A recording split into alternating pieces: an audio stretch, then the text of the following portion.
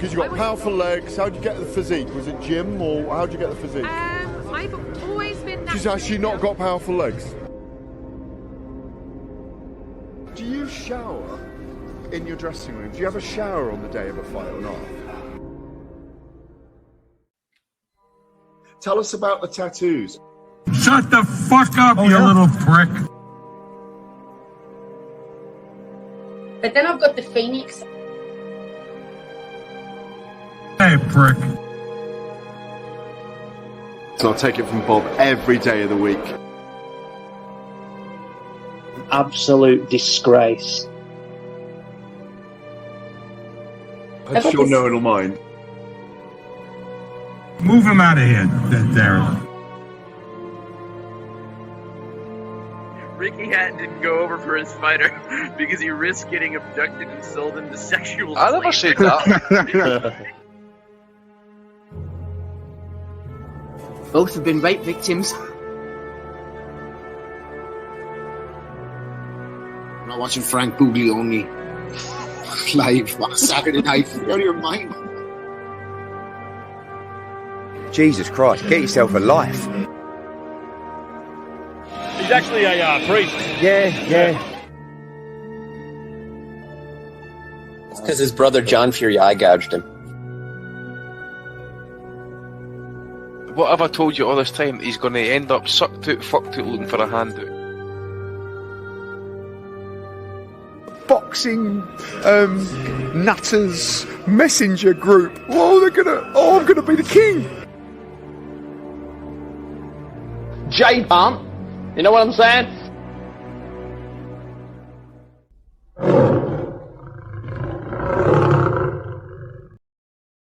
Welcome, everybody, to the 542nd edition of the Boxing Asylum Nuthouse podcast. I'm your host, Matt D. Gianardo. With me today, Steve Wellings, Andy Patterson. We are found on, the iTunes and the Spotify and the YouTubes.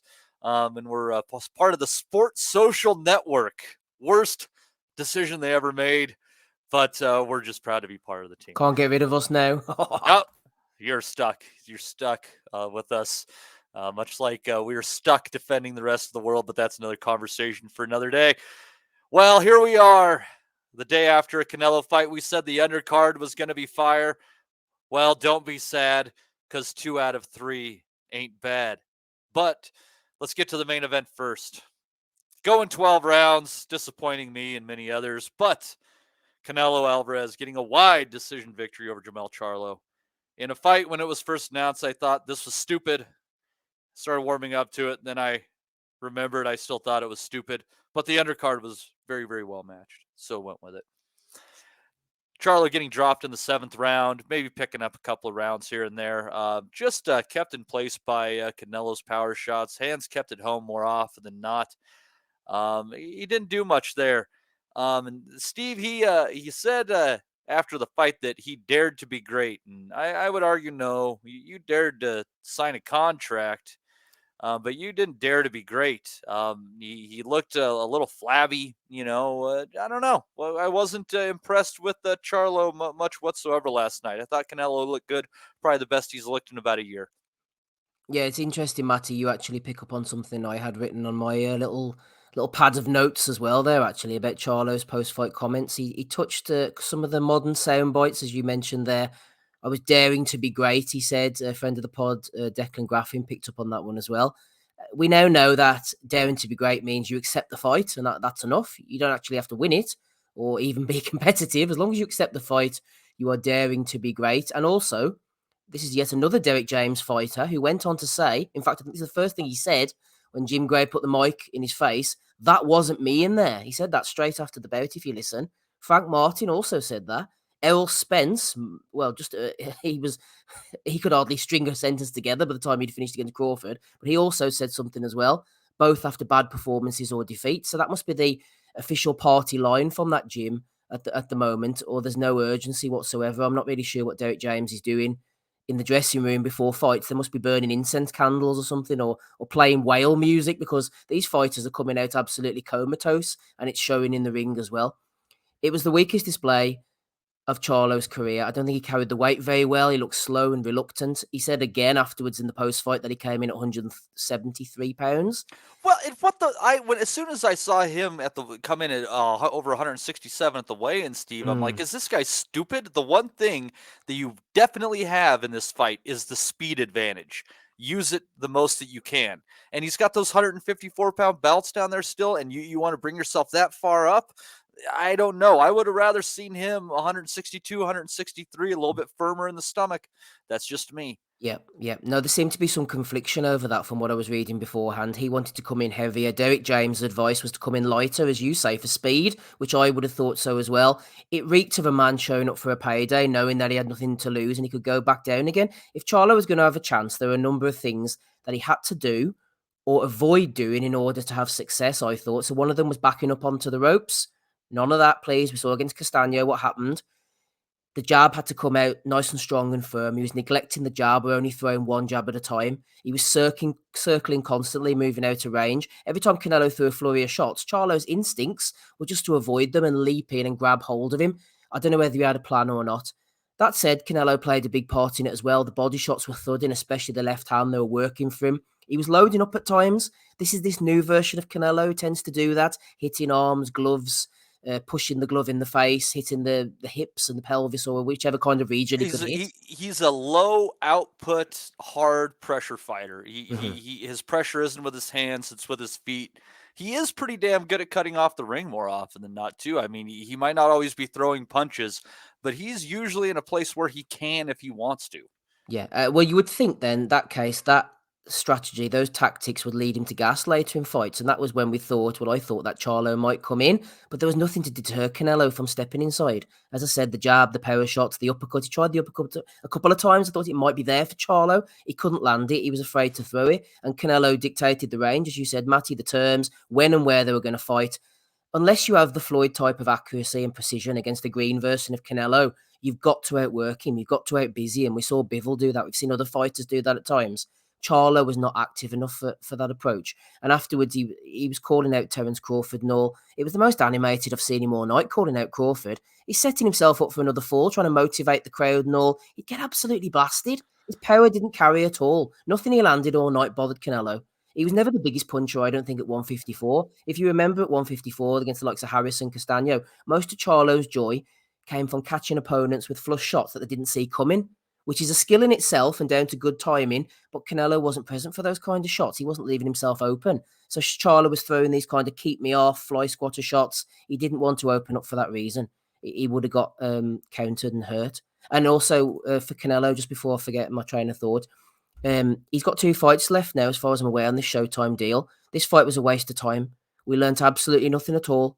Hopefully he's going to fight Benavidez next, because people are calling for that. And Canelo is the kind of guy, Matty, who reacts to fan pressure, and the pressure's mounting on him now to fight Benavidez, I think. And once the Mexicans start saying, this is the fight we want to see, you'd think it would be in Canelo's interest to fight Benavidez sooner rather than later, because the way he waited out Golovkin, I was thinking about this earlier, he aged him off and then picked him off when Golovkin was near 40 years old. But Benavidez is only conceivably getting stronger, unless you factor in the struggles to make 168. That's what I'm thinking.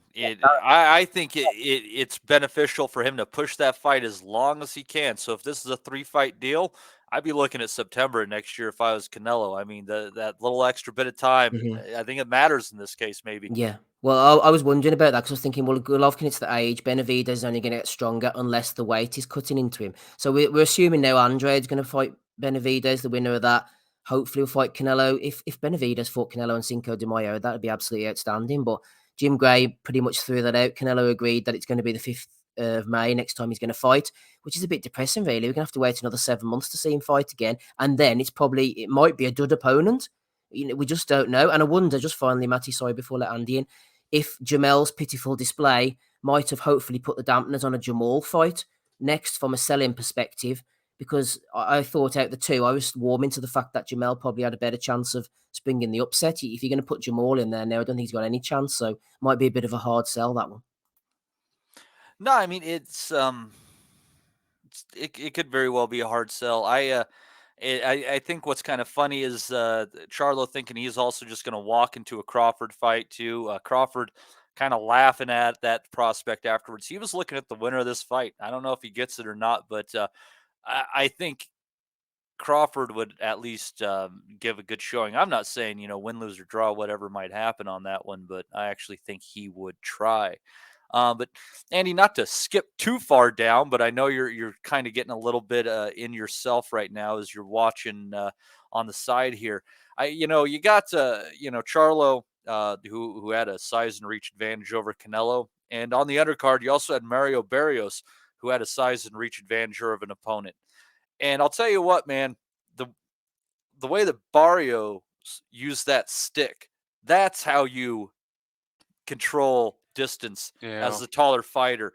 You know where that threshold is, and when the opponent's head comes across it, you snap that jab and you snap it hard. You don't do this pussy pawn shit with it because they're going to walk right through you. And Canelo had nothing to worry about. There was no snap to anything that Charlo was doing. I think those two fights provided a good contrast on how you fight as a big man, do's and don'ts. Yeah, you're right there, mate. I mean, I've actually got the Barrios Ugas fight on just now, so I haven't been able to catch up with the entire card yet. But obviously, dropping Ugas on a great jab as well in the second round just goes to show that if Charlo had just basically committed to it a little bit, it might have been a wee bit different. But at the same time, firstly, I'll just mention the DAZN broadcast, which I watched on. Actually, I missed the total of the third round and half of the fourth because it cut out. Same happened in the Ugas fight here. I missed the third round in that as well. So I don't know. You mentioned there, for example, you gave Charlo maybe 2 rounds. So I don't know what rounds you gave him. I don't know if it was the third round because I've missed it. So absolute shitfest there. You got Donald McRae on Twitter complaining about it as well. The fight itself was complete trash. Charlo felt the power early doors, in my opinion.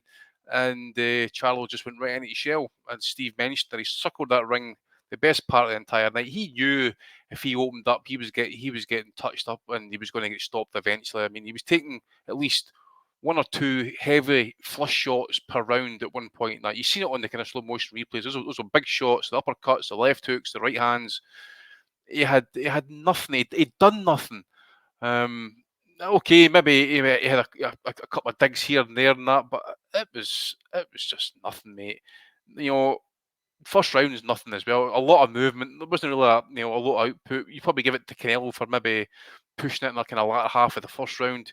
Starts more aggressive around about second, and Charlo's probably, I think he's around about the 5th round possibly. I've maybe marked up here that he's probably landing something more meaningful for the first time. It was a kind of like a potential combo. But he didn't do much. He was Canelo was never worried, but he was just not worried about what was coming back, and Charlo was completely shitting his pants, 100% in my opinion. He was worried about the speed and the counter of Canelo, and plus the power of those counter punches and that as well. Taking the knee, obviously he got badly rattled there. I mean that was a great 2 right hands. I think it was a right hand and a right uppercut that Canelo landed in the 7th round that forced him to take that knee. So again, as I say, I just think he's tasted the power early doors. Then you've got him getting dropped there in the 7th round, and he's just decided that I'm going to have to try and survive here. Canelo, as I say, wasn't bothered, but Charlo threw at him.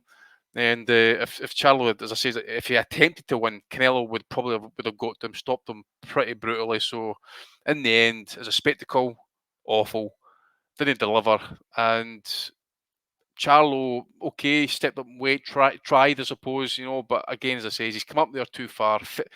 He knows himself, landing those punches at 154 is completely different to landing on a guy who is like a legit middleweight, super middleweight at this point in his career. And as I say, Canelo's a stocky guy, teak tough, can take a shot, and again, it proved, as I say, he had nothing to worry about. One thing I picked up in the broadcast, and I forget who it was on the DAZN one, saying that Charlo's sticking and moving. As you mentioned there, Charlo wasn't even sticking, man. He wasn't even putting that jab out there properly. That was basically kind of trying to keep the distance, trying to keep out of harm's way as for as long as possible, then tie up when he had to. He was pawing and jogging. Yeah, even when he had a chance to try and unload some shots, that he wasn't really fully committal. And some of those shots maybe scuffing Canelo's guard, or maybe the top of his head or whatever, and that. Nothing. Absolutely nothing did he kind of step into. Again, it's just, I suppose the best thing to say here really is Canelo's turned the only line in the Charlos into Jermell, into basically a cub. Jermell's is the non-line of the family. And that's what fucking Canelo did to Jamal there last night. Actually, turned him into his brother. Turned him into, like, he didn't want to fight, didn't want to taste it anymore, didn't want it. So I agree with the situation with regards to Benavidez. I entirely agree. Canelo's going to try and kick that can down the road, and I think it will be a third fight to deal with that as well. Probably this time next year he fights Benavidez. Who he fights the interim period, that I do not know. But it's, again, as I said last night, that was just awful. Yeah, it is generally awful. I tell you, there's Steve, I just man, there's something fucking wrong with the Charlo brothers.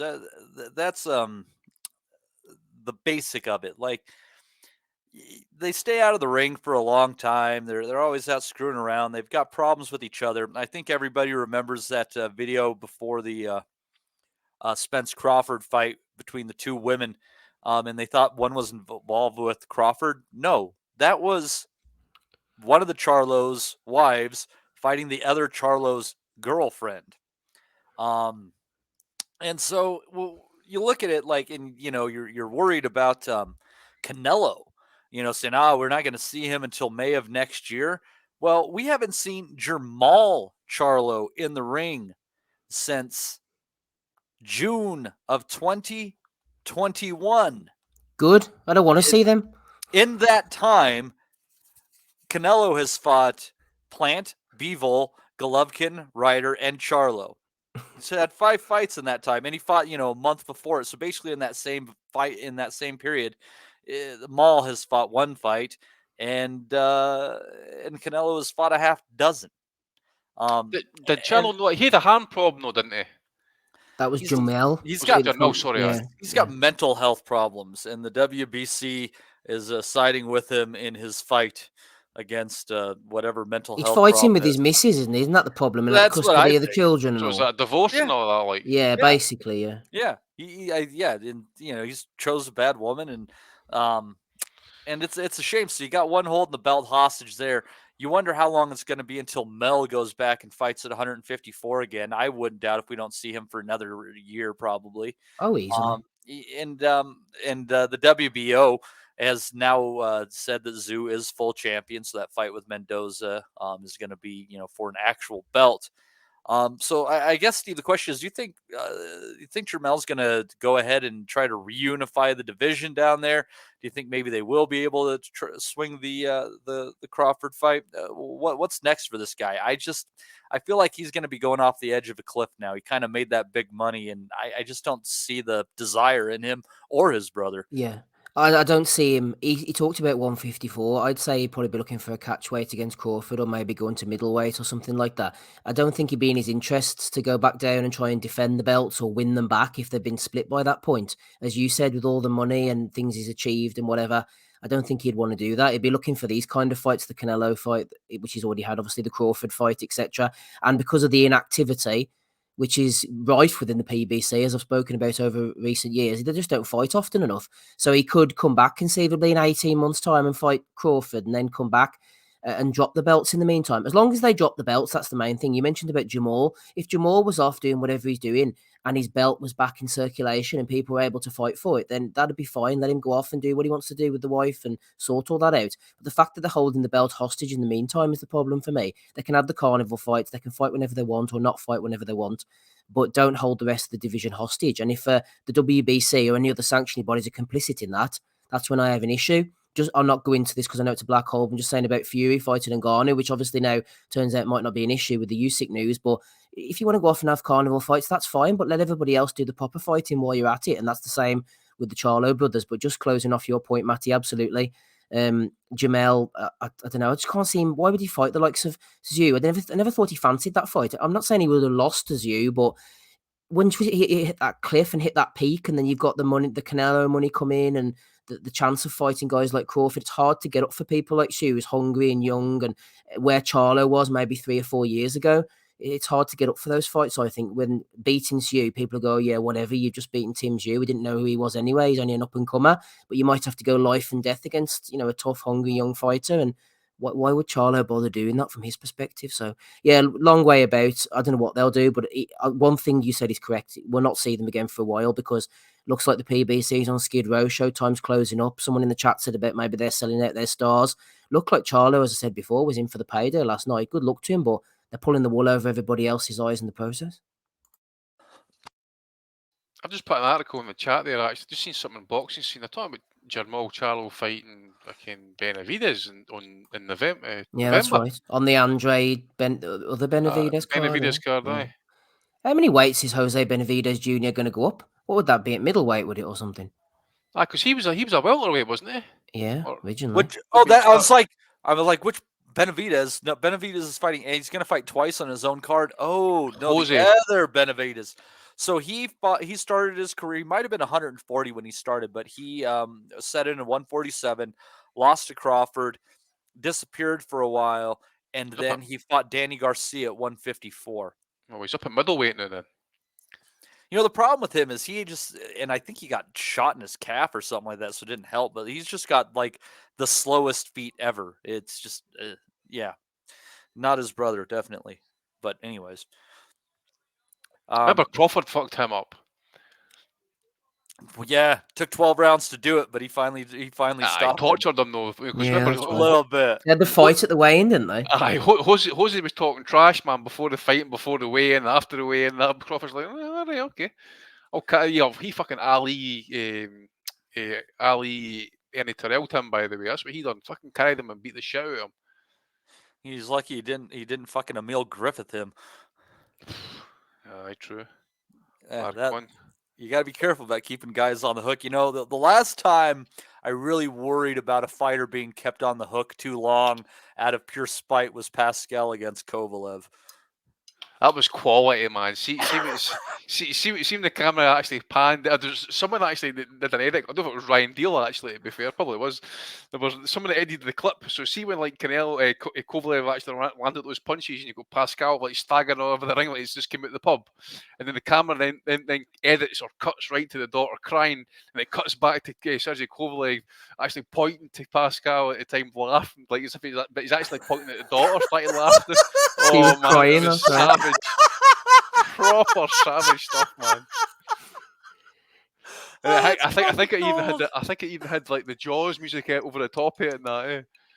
Oh, it was quality. Oh, that's fucking cold, man. Yeah, that was just one of the meanest fucking fights I've ever seen in my life. There's all these. He fought him, eh? He fought him twice. Yeah, yep. Well, there were all these moments he had where he like could have taken him out, and then he just decided to step back, kind of let him get his bearings back, and then went back on the jab again. It was just the proper definition brutal. of Rocky IV when he says, "I must break you." That's exactly what he done. Here, Matty, just a quick one, Johnny there. Just have to pick him up on this. He's questioning Vic Glazer's integrity. He says nobody other than Vic Glazer and some other Twitter no mark has reported about Showtime stopping, so I don't believe a word of it. Well, we are big Vic Glazer fans here for all the things he's done over the years in boxing. I think he deserves a bit more respect than that. His job's integral to the sport, mate. Absolutely. Don't know what he does, mind you. But it's integral. I worry a lot about Showtime. I worry a lot about Showtime boxing collapsing, and I think a lot of it falls onto the Al Heyman purses. I think even though the Showtime was able to get by for 7, 8, no, probably almost a decade after HBO boxing closed. But I think you almost needed one for the other. You need that competition. Spare a moment for Eddie, though, Matty. I mean, Eddie actually, give him credit, he actually predicted this would happen. It's just taken 5 years to get there, mind you, but it still happened. Well, and it's great that he predicted that they'll get there, but so you want to prove them right by paying Mikey Garcia $7 million to fight Sandor Martin? This is also true, mate. This is also true. Who else do you actually spunk money on? Canelo to fight, like say, Yildirim, for example. Don't know how many millions he got for that. 20-odd million, possibly. Callum Smith, waste of time fight. Liam Smith, well, that was under Frank Warren, actually, wasn't it? So, what else? You fought Plant on there on the zone. They got him away from PBC for that fight, I think. But yeah, it's all potentially in shambles. But I don't know what's going on. Every time they think boxing is going to die, it keeps on persisting. In its crooked little fucked up way. It's like It's always there. You know, well, the thing is it's kind of, boxing is kind of like the illicit drug trade. As long as people are able to make money off of it, it's always going to exist. Yeah, and you get villains running in the background of that as well, you know. So. Yep, and then you got poor people like us who just want to get fucking high on a Saturday night. That's it. And they got to fuck it up for us, sons of bitches. Speaking of fucking things up, although they didn't fuck up my parlay, I finally hit a 50-1. Shame I didn't put more money on it, but fuck it, we're back in the game, baby. The judges in Ramos versus Lubin saw a totally different fight than the one that I watched, as I basically had kissed my money goodbye. Thank you, Steve. As I watched round by round go through, and then around the 9th, Ramos just kind of stopped. Jesus Ramos, you just kind of stopped, like kind of like De La Hoya Trinidad-y. Not as much running, but nonetheless. And scores get announced, and the last one is a 117-111. So I think, well, surely it's got to be for Ramos, because I thought it was 115-113. I thought that too. Yep. At best. And then lo and behold, they announced the winner as Erickson Lubin of just a fucking daylight robbery. Good God. I think maybe based on his jab, if you're not a huge body punch scorer, which I was kind of thinking in my head, oh, you never know. Because that was basically the difference in the punch stats. You know, Lubin's jab was good. And maybe they snuck a couple of those early rounds to him. But I thought maybe at a push, the draw might have came into play. But Steve, I never thought there was any way in hell that Lubin got those scores. But lo and fucking behold, he did. Yeah, well, you were mentioning De La Hoya there. I don't think Ramos's movement was as egregious as De La Hoya's against Trinidad, but that was the fight that came to my mind as well, funnily enough. Just someone giving away those final rounds and making it close, or on some of the cards, he didn't even have to make it close. It did occur to me before the 10th round, whenever the Ramos call, man, they were so relaxed. I was like, oh, this is great. Yeah, they're having a lovely time there. They were telling their man, you're boxing lovely, stay disciplined. And I thought to myself, this is boxing, man. You know what? This might be a little bit closer than we think. You just never know. And the way I look at it is, I was thinking to myself after the scores, is there something that I missed? Is there somebody out there who's thinking, of course, Lubin won the fight? Is this my problem? Because we go by the commentary, don't we? The commentary team, they're a very useful barometer. And there's 3 people all there, and maybe they're afraid to disagree with each other. And Steve Farhood thrown in a scorecard, which was only 116, 112 in the end. So it's only 8 rounds to 4. It's not completely out the realms of possibility that Lubin possibly could have got a draw, or winning the fight, you go in the 3-round swing by that point. But I thought to myself, Kevin Cunningham's reactions was a thing for me. They were very telling in the Lubin corner. He was pissed off the whole fight. He was increasingly irate as it went on at Lubin's kind of laissez-faire approach and his attitude. He had his fighter way behind. What are you doing? You're not throwing this in shots. You're letting this fight slip away from you round after round after round. And obviously he'll say afterwards, oh, I was only trying to pump him up, keep him motivated and all that. I always thought he was ahead. He knew his fighter was not winning that fight. You could tell by Cunningham. But the fact that Ramos stepped off and let him come into it, I don't know. Lubin did turn up the heat down the stretch from 9, 10, 11, 12. There's 4 rounds for you. You give him the first round, all of a sudden things start to tighten up a bit. Ramos afterwards, bit like Charlo, took his defeat surprisingly well. Don't know whether he was smashing things up in the change rooms afterwards, but he was like, oh yeah, I'm going to learn from this. I hope he does. This could be the best thing that ever happens to Ramos, because we've seen this in the past, using his size and his jab, stepping off against guys, letting people see the distance out he maybe shouldn't have done. So I hope this makes him into more of a killer in the future, because he's definitely got a big future. He's a big unit. He puts his shots together nicely. I hope this puts the firework up his arse now to say, I cannot coast down the stretch, and his corner team as well. I've got to come out and finish off this fight. But as I said before, Kevin Cunningham's reactions told you all you needed to know. He damn well knew that Lubin wasn't winning that fight. And you could say as well, Matty, just occurred to me, okay, Ramos took his foot off the gas, but what was Lubin really doing in return? His jab was working well. But see, from round 2 till about 8, he wasn't landing a damn thing. And Ramos's body shots, as you said, backing him up, hitting him to the body. There was only one man forcing the fight. I don't know what the judges were seeing. You see it on the screen there, 117, 111. It's just bonkers. Get him in again. Lubin will probably say, I don't want the rematch. I want a shot. I'm a big player at 154. And fair play to Lubin. He's been a good fighter over the years, and he's always come and fought his heart out. So I don't really blame him for the judges' scorecards. But yeah, I'd say Ramos won the fight. It was a little bit crazy, just looking at these, and you see that in the last 6 rounds of the fight, there were only 4 rounds given in total on what would be 8 in a total of 18 scored rounds between 3 judges that Ramos won on any of those cards. I mean, that's crazy. Like I thought it was, you could argue that Lubin won 9 through 12. But like you get into like saying that he definitely won 7 and 8. I think that's a little bit crazy. I thought the first probably went. You probably could give that to Lubin. So like I said, I thought like pretty clear rounds. Ramos win about 115, 113 at the closest. But I don't know what the fuck these judges were watching. I mean, they must have really loved Lubin's jab. I mean, it was flashy, quick, sharp, but I mean, that's a little bit heavy scoring for that one weapon.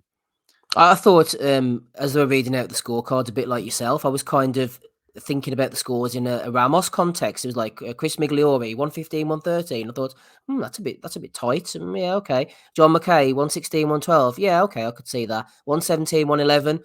Yeah, pretty much 9 rounds to 3. Doesn't really give Lubin much credit, but that's more like the fight. And then they all announced it in Lubin's favour. And I was like, okay then. And even Mauro Ranallo, it shut him up for about 5 or 6 seconds. So that was a feat in itself. I will tell you, Steve, if you're looking for anything, like a little conspiracy theory on this one, I was because I had money on these fights. I was watching the odds kind of all week, seeing what the betting markets were doing, and Lubin pretty much all week had stayed better than 3-1. He was got closer to about 7-2, more so at times. And in about the span of an hour or a half an hour before that first bell of their fight, he went down all the way to a 5-2, just a little over 5-2. All sorts of money went in on Lubin late. Very interesting. Interesting, yeah. So anyhow, you never know what's going on. It is boxing. But let's get further down that undercard. Aforementioned Barrios versus Ugas fight. Which Barrios coming into that one an underdog too, and slowly crept his way up to 2-1 underdog. And man, I had that feeling too, and we were right. There was something about Ugas with that inactivity coming off the Spence fight, the injury coming off the Spence fight, and the idea of Barrios finally filling into that weight. Andy, I know you're sneaking your way through that fight. Yeah. Barrios basically took it over about the 6th or 7th round, give or take, and dropped. Don't want to spoil it for you where you're at, but he dropped Ugas in the 12th round. Yeah, I'm in the 11th. Yeah, the eye could have stopped that fight at any point too. I think they didn't do him a service, but I thought Barrios looked. He looked as good as he'd looked probably since the first 6 rounds of the Tank Davis fight. A good showing. Yeah, I mean, he looked awful. Remember at the weigh-in for the Tank fight? Remember we were kind of laughing that both looked like they've been on the meth for like the last 3 or 4 months. The way they were looking.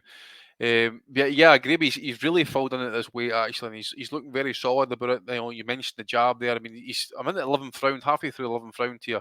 I knew about the 12th round knockdown. And I know he got a point deducted as well for spitting out the mouthpiece. So he's obviously done himself badly on the cards and that, but he's got a face like a bag of spanners here. He's got badly marked up. He's got the nose bleeding. He's got the right eye again. It badly swells up. You've got Stitch Duran using a bag of ice, trying to get it to kind of go down. To me, he just looks like he's a over the hill fighter now. He's washed. I mean, he's mid-30s, longish career and that. But you got to give it to Barrios. I mean, his plan here has been absolutely spot on. Jab, right hand. He's picking his moments. He's no overcommitting. He's stepping back. He's going to be himself a bit more punching room, and he's basically making Ugas bite on every punch as this fight's kind of like wore on here. And you're right after like the midway part of the fight. It's been nothing but Barrios. We mentioned the second round knockdown with the jab and that. It was like a shotgun going off, but it was a great shot. The way Ugas goes down, looks like the punch resistance isn't the same as I mentioned here. This is another beatdown he's been given here. Actually, 12-round beating. Face, as I mentioned there, badly swollen, blood everywhere. Even the doctors in there before the 11th round having a look at him. I really thought they were going to stop it there, actually, considering the state of the eye. Clearly fighting blind there in one eye. So, Yeah, so fair play to Barrios, bet underdog and that, but he's come out there on top. Don't know if it's going to be enough to get him a world title fight anytime soon anyway, but he's got It's himself for the interim definitely WBC title, Andy. He kind so of he won makes a for title Crawford in this possibly. fight. Crawford's done. Possibly. Crawford's done at 147. He's all about legacy and big fish. Oh, there you go. guaranteed. Then his chances he's going to get his full title at some point. But yeah, well, he's done well actually, because that kind of like wrote him off after the Tank fight. But and then obviously he's gone up in weight. And you're thinking to yourself, like, once a fighter does that, actually, Berman did him pretty well too. I mean, he won that. But the thing 9-10 is, rounds. when you got a fighter going up in weight, though, you sometimes think, oh well, he's blamed that loss on the weight. I'll just go up in weight. I can't be bothered trying to kind of like kill myself, try and get a wee bit of advantage. And that I'll just go up in weight because it's easier for me. But he's done well there actually. As I say, he's boxed a plan, and he's come through in the end. And as I say, look, you've got at the end of the 11th here actually. You've got you guys sitting in the corner, face bright red. The lips in that bright red. He's got blood everywhere, man. What a state he's in. This right eye and that as well. Just can't see out of it. So obviously he could easily been stopped. He had no chance of really winning the fight outside of a knockout and that. So what was the point of him kind of like pushing on there for the last couple of rounds there? But Yeah, no, it was pretty pointless, I thought. Not good for a guy who's almost 40. He's going to be 39 here in a month or two, I think they said. So probably the last we see of Yordenis Ugas, but he's got a win over Manny Pacquiao. He can always hang his hat on that one. Nothing to scoff at, as diminished as Pacquiao was. Now, Steve, as far as Barrios goes, the wise council of nutters put forth a few names that I thought would be interesting fights for him. I don't know that he wins any or all of them, but they're interesting. Those being Boots, Stanionis, and Jamal James, and all those possible under the PBC banner. I think that those are good fights from going forward. Like I said, I don't know if he wins them, but I think he competes, and I'll be interested to see how it turns out for him. It's hard to know what they're going to do with him now. I know he won as you said, an interim version of the title or something. You'd have to think Boots and Stanionis would be too much for him. Jamal James has operated at a certain level. That would be a excuse me, a kind of 50-50 affair, I'd say, if they put them two together. But I don't know what James is at the moment, whether he's going to come back or not. Barrios started at 122, they were saying on the telecast last night. I don't know how on earth he ever made that kind of weight, but he definitely looks more comfortable carrying a bit. He's back with Bob Santos now. He left him after his 16th fight and linked up with Virgil Hunter. It was a bit of a strange move at the time. It never ever worked out, to be honest. Hunter's just on a string of L's at the moment, only since Andre Ward. It just, I don't know, he had Barrios a bit more face forward, whereas he's boxing off the jab now, using his skills and his fundamentals. But it's hard to know going forward how he's going to look against the better fighters, because unfortunately poor old Ugas isn't one of those guys anymore. He's been a really good servant to the sport, but Ugas just needs to retire for me now. That's the second fight. He fought Spence about 15, 16 months ago. Got his eye absolutely busted up, said he couldn't see out of it for 40 hours or something afterwards, absolutely destroyed, swelled up. Again, eye busted up last night. He's going to end up with eye trouble in the future if he's not careful, detached retinas and stuff like that. And for what? He's finished at the highest level. He's, you said he's nearly 39. He's made good money. He's left Cuba. He's in Las Vegas. Got a wife and kids. He's absolutely finished at the highest level. Why campaign any lower than that when you've beaten Pacquiao? You fought Spence.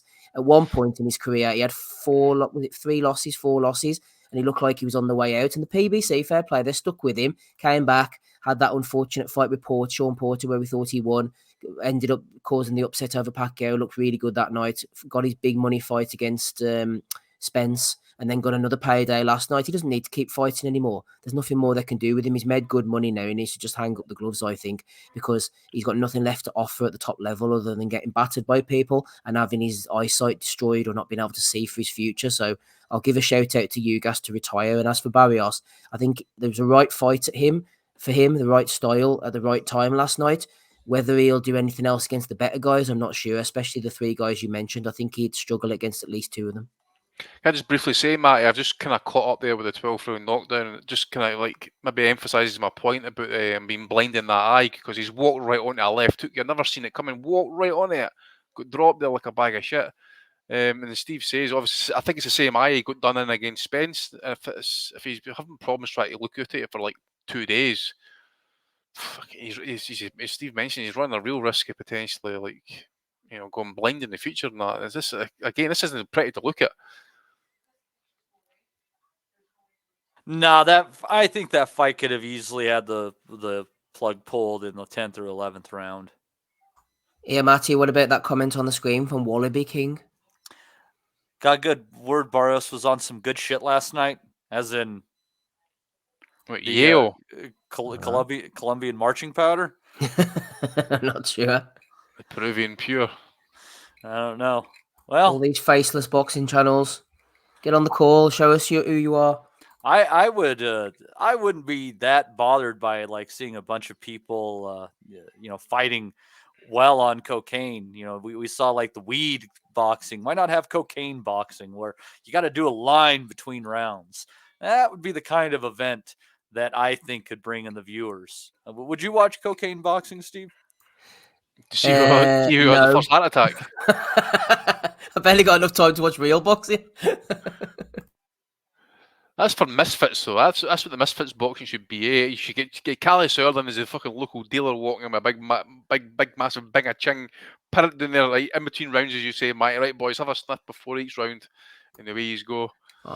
They could do it in Thailand. Was it Thailand that's doing weed boxing, Matty? We were talking about the other day. And I think maybe extend it to 5-minute rounds, since stamina might not be as much of an issue. Yeah, and then you have a drugs test at the end, and if you test negative, then you get banned from the sport. Yeah, no, we all have to be on the same playing field, Steve. We're not cheats in the cocaine boxing league. So, yeah. Anyhow, meanwhile, back at the ranch, Wallaby King said, no, PEDs, not cocaine. Well, that's not as interesting. We'll find out. Yeah, if he tested positive for the fight, we'll probably know by Christmas, right, Steve? Yeah, well, he wasn't on a Matchroom show, so the testing probably won't catch him. But yeah, we'll find out in 3 years' time once he's had a retrospective ban. Although you wouldn't know these days because being out of the ring for 3 years is pretty much par for the course. Yeah, maybe that's what happened to Charlo. Maybe they just he's on a drugs ban, but they thought like he was like Michael Jordan. You can't admit he was gambling or anything. So just in all seriousness, I'd say there's probably many cases going on in the sport at the moment where people have been out. And it's because they've been inactive, that we think they've been inactive or can't get a fight or they're injured or whatever, and they've been serving a ban or something like that. I wouldn't doubt that entirely.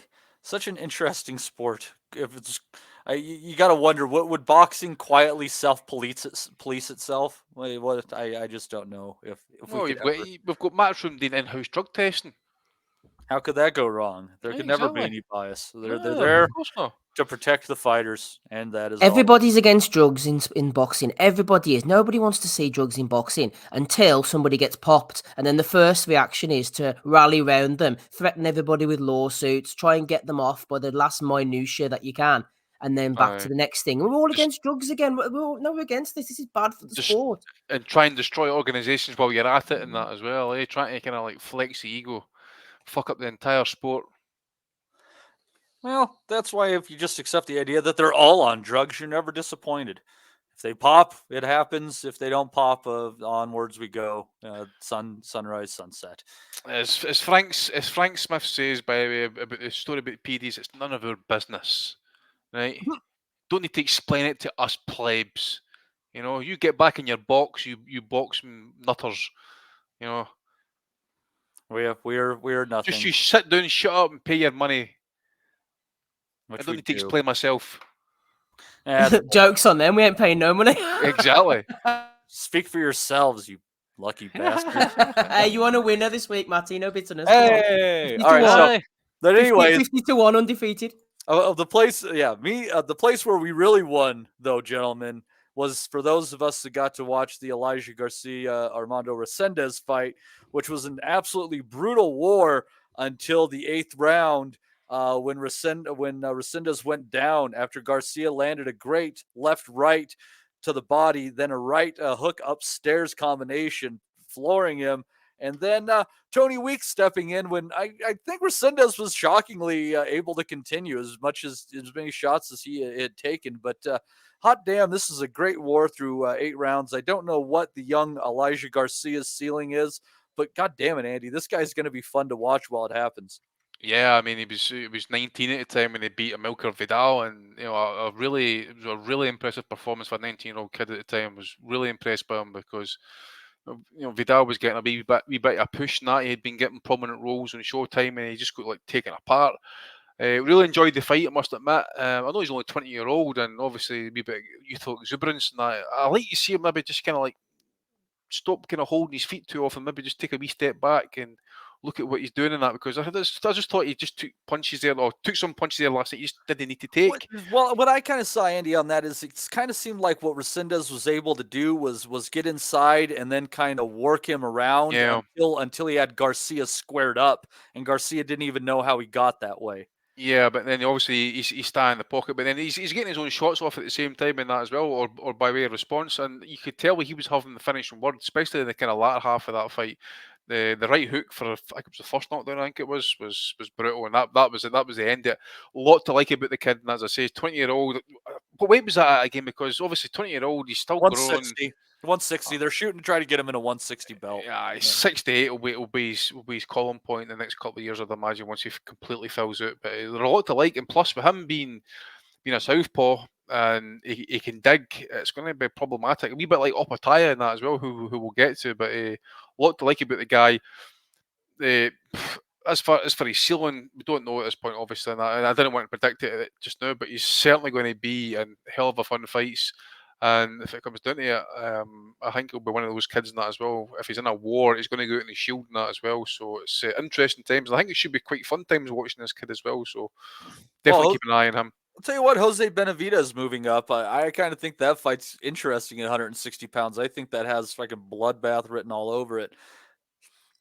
So yeah. But you know, this you got to be careful, Steve, about taking so many shots to the head and the like. You might have a short shelf life, but there's plenty of time to improve for this kid. He can obviously bang a bit, but fights like this to open up a telecast, and this was a good one by Heyman.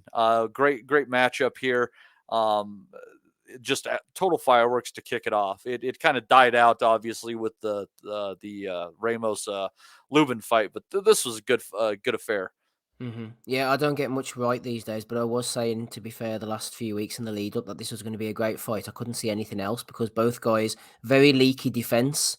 As Andy was saying, Elijah Garcia seems to enjoy taking shots, and against the best guys who can punch, that will come a cropper. He had a bit of struggle with Kevin Salgado, who stood off and used the jab and was a bit more negative. He couldn't break him down, but it's hard to look for faults now because this kid's done things the right way. As Andy mentioned, he stepped in to the Showtime to fight Vidal when he was a big puncher, very raw, but Elijah Garcia came from nowhere, really, and said, yeah, I'll take that. He was a father at 16 years of age. He's married the woman as well, and so he's done his responsibilities there, and he just seems very mature. He speaks very well for 19, 20 years of age, and in the ring, he's excitement personified, and it was never going to not be a firework fight between these two guys. Resendez has really improved since he lost to Marcos Hernandez. He hooked up with Manny Robles, he taught him a little bit of defense, I suppose, how to use his offense better against Jarrett Hurd, who's washed up really at this weight. Resendez looked good. He's slimmed down. He was a bit podgy in the past. He's definitely taking things seriously. And they just went at it, the two of them. It was a fantastic war for as long as it lasted, and a really nice finish. The sort of right hook to the body, left hand, and then the right hook upstairs as well hurt him. And I will slightly take issue with the stoppage. I was the same as you at first. I'm not a Tony Weeks fan at all. I can't stand him. He does my head in. And I was ready to write it down. Trigger happy Weeks jumps in again. But I just watched the replay. And whenever he got up Resendez, he sort of wobbled back into the ropes a bit, and they went back at it, caught a couple more shots. And the way his hips are sort of swaying and his head, he did look like he was hurt. I could actually, to be fair to Weeks, I'll give him his due this time. I could see why he jumped in. And I know it's no measure of a stoppage, but Resendez wasn't really complaining that much. And I think on the balance of things, Weeks probably got this one right because Resendez was going to get his head knocked off. And I love to see a good proper stoppage. So, Garcia, for as long as this ride lasts, it's going to be exciting. Yeah, I don't think that anybody's going to be complaining about Weeks like they were in the Raleigh Barroso fight. Mm-hmm. This is like kind of like, maybe you could have let it go on a little bit longer. I thought that at first, but I'm not so sure. But either way, yeah. So, But yeah, that was a pretty darn good card there. I was unable to catch the YouTube stuff in between, but Vosdick was able to get another victory on there. Frank Sanchez able to pick up a W as well. Be interesting to see what they might do with Vosdick, actually. I think he's still around 175 pounds. And unfortunately, I was trying to watch two things at once, and my brain couldn't handle it, and I just kind of dozed off before the Opetaia fight started. But Andy, I knew going into that fight, and people were kind of like, "Oh, I don't know, maybe that braid is supposed to fluke." Guy, he was a young Olympian. He's got a really good, different, set of punches. He's got good variety to his shots. Tough son of a bitch, fought through a broken jaw. Andy, I knew that he wasn't going to lose to Jordan Thompson. So this fourth round stoppage, not a surprise to me whatsoever. No surprise to me either, mate. I'd picked also. I wasn't on last week, but I had picked Opetaia to win by stoppage. Looked phenomenal, but at the same time, we've got to be real that Jordan Thompson isn't even. I wouldn't even say he's European level at this point. To be fair, and Opetaia just done what he done, mate. He's an absolute beast. Good to see him back. Obviously, he's been out now for over a year. I think he got his jaws broken in two places against Bredis. As you say, battle through it. And he's another one who's going to be a problem. All action, massive puncher. I mean, that I forget what shot it was or what round. I think it might have been in the third. He hit Thompson kind of nearer half of the third round, kind of like toward the back end, and it fucking lit him up big style. Really fucking shook him up, and obviously the ending was pretty brutal in that as well. Lot to like about him. I think again it really depends on Eddie. At the end of the day, he's his promoter, but if Eddie's able to promote him properly, this guy could be the dominant force at cruiserweight for the next how many years until he decides to move up in weight, possibly. I'd have him definitely favoured to beat Billam Smith, Gulamarin, who holds the BA title, and I would probably say he beats Badu Jack in that as well. Whether he can get the fights made, I don't know, but as I says, a lot to like about him. But I'm going to pump the brakes because it is Jordan Thompson. But at the same time, the Maris Brothers fight holds a lot of credit for me because, as I say, Brothers was a top 5 cruiserweight at the time. Okay, he might have seen better days, but at the same time, he was still a top fighter. And Opetaia I thought he was tremendous in that fight. Considering everything he had to battle through in that as well. He's a fucking hard guy. Southpaw, big puncher.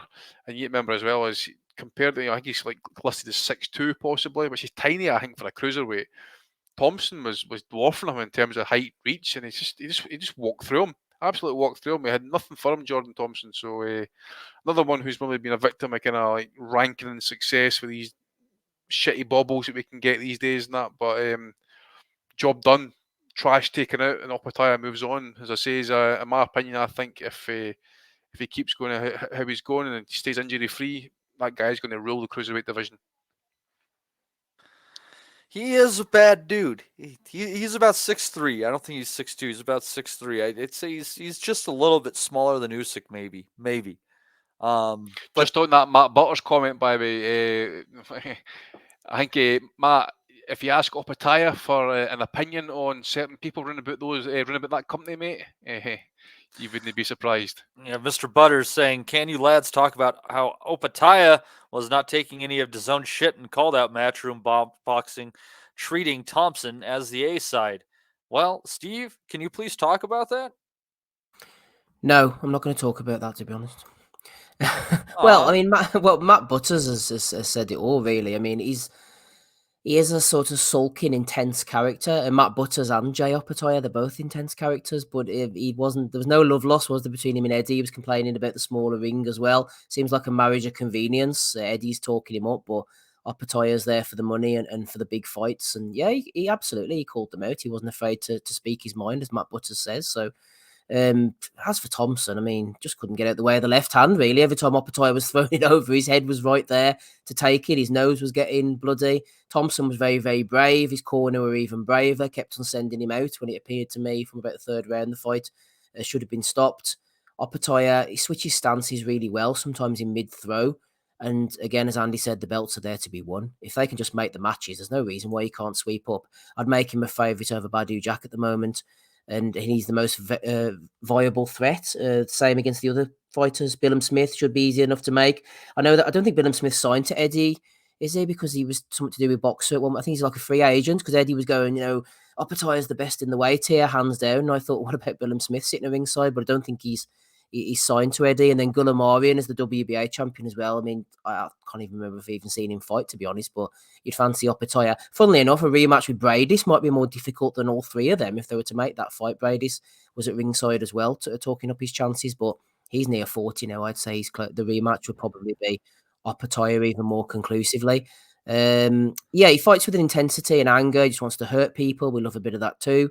You could almost see what Jordan Thompson had to do in the ring. It was quite frustrating at times. If he could just stand up, get the jab going, get the right hand going, sort of maintain that range, all easier said than done. If he could just execute and implement those strategies, he could have had a bit of success, but he was thrown in way above his head. Don't blame him for taking it, but it was just a complete and utter mismatch. But yeah, love Opetaia's intensity. Let's get him out again. This was a 4-round beatdown of the highest order. So after that business with the Bradis incident, and hopefully his jaw's going to hold up over the coming fights. Just want to see him in against the champions now. Billum Smith, Gulamari, and then on to Badu Jack. He can absolutely wipe out that division in the next 3 fights, really. I think he does look like he's that good. It's fantastic. It's just a shame he was on the shelf for such a long time after that victory over Bradis. Part of it because of the jaw, and then part because he just couldn't find a dance partner. They almost worked out the fight with Reactpor, which I think would be a hellacious fight. That didn't happen, and lo and behold, this is where we end up. I'll have to go and check that out. Looking forward to seeing what he might do, because that dude is pretty big. He's pretty bad, and he is pretty skilled as well.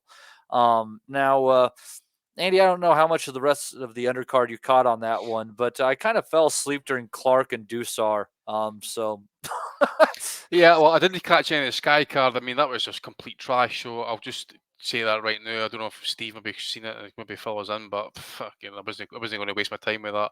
I think it was still going on. I think even at 11 p.m. actually, for what I can remember. But I did catch bits of Clark and Dukar. Clark was just a different level, to be fair. Dukar, tough, all that type of stuff you want to call it. But after that performance, or after that result, should we say, he's now going to take on the role of journeyman. He's got a journeyman record now, 14-7-2. Clark, I thought, was working the body pretty well, showed decent skills. As I say, he was a level above Dukar, to be honest with you. I know it was for some vacant IBF title of some sort, so we'll get him in the picture at some point for Opetaia. But let's be real, I think Opetaia would potentially would probably beat Clark, to be fair. Plus, he's only 7-0 at this point, or 6-0, whatever he is. Same time, he's up in age, isn't he? So don't know if Eddie would just throw him in there, sink or swim time. 6-0, 33-year-old. What do you do? I mean, you're picking up these IBF trinket belts to try and get him in position for a world title. Hasn't he fought for a British? I don't even think he's even fought for an area level title, for example, either. So, it'd be a good thing actually, fight at title championship level and that, do the 10 and 12 rounds, and make the weight, breeds good habits. But it's all about getting into position for world titles, I suppose. Steve, did you catch that undercard? And if so, give us a rundown. No, I'm feeling a bit run down just listening about it. To be honest with you, the Clark Dukar fight was on at the same time as Wallin Gassiev. So I was flicking back and forward, but I couldn't tell you anything about it. Dukar, I've heard of him before, actually. I'm just looking at his record now. Who's he fought? I thought he was a complete jobber. I think he fought in the UK. I think he fought Thompson. It was about a close fight. Mike Perez, oddly enough, that was the fight I was remembering. He fought Perez out in Dubai. Oh, yeah, he's fought Chris Billum Smith as well. Kevin Lorena. Yeah, he seems durable enough, actually. He's not one of these guys who comes over and just falls over. He's only been stopped once. Who stopped him? Let's have a look. Oh, that was the Perez fight, indeed, yeah. So he's not the worst, but when I seen that undercard, it's just like, nah, man. Rhiannon Dixon, I saw her ring walking. That was all I saw of that. I watched at the end of the Scotney fight, I flicked it over when they were just about to read the scorecards out. And then they said, Laura Soledad Griffa looks happy just to have gone the distance. And I just turned over. That's enough for me. I'm not going to be interested in that one. Shannon Ryan. No, I didn't, Matty. I'm just wasting your time. I didn't see any of it. Yeah, rough time. I was watching football during the American football prior. Yeah, I'm sorry. During that, we got tough decisions that need to be made on Saturdays. But anyhow, that I did catch that the fight between Wallin and Gassiev again. Was able to catch it. After I kind of dozed off trying to watch the Clark fight along with that at the same time. And God love Otto. He didn't want to be the come forward guy in this one, but Andy didn't have to. He just kept putting that jab out there, outworking Gassiev. Hurt him, I think, in the 6th round at one point. Gassiev might have pulled 2 or 3 rounds out of there, but the fact that I believe this was a split decision.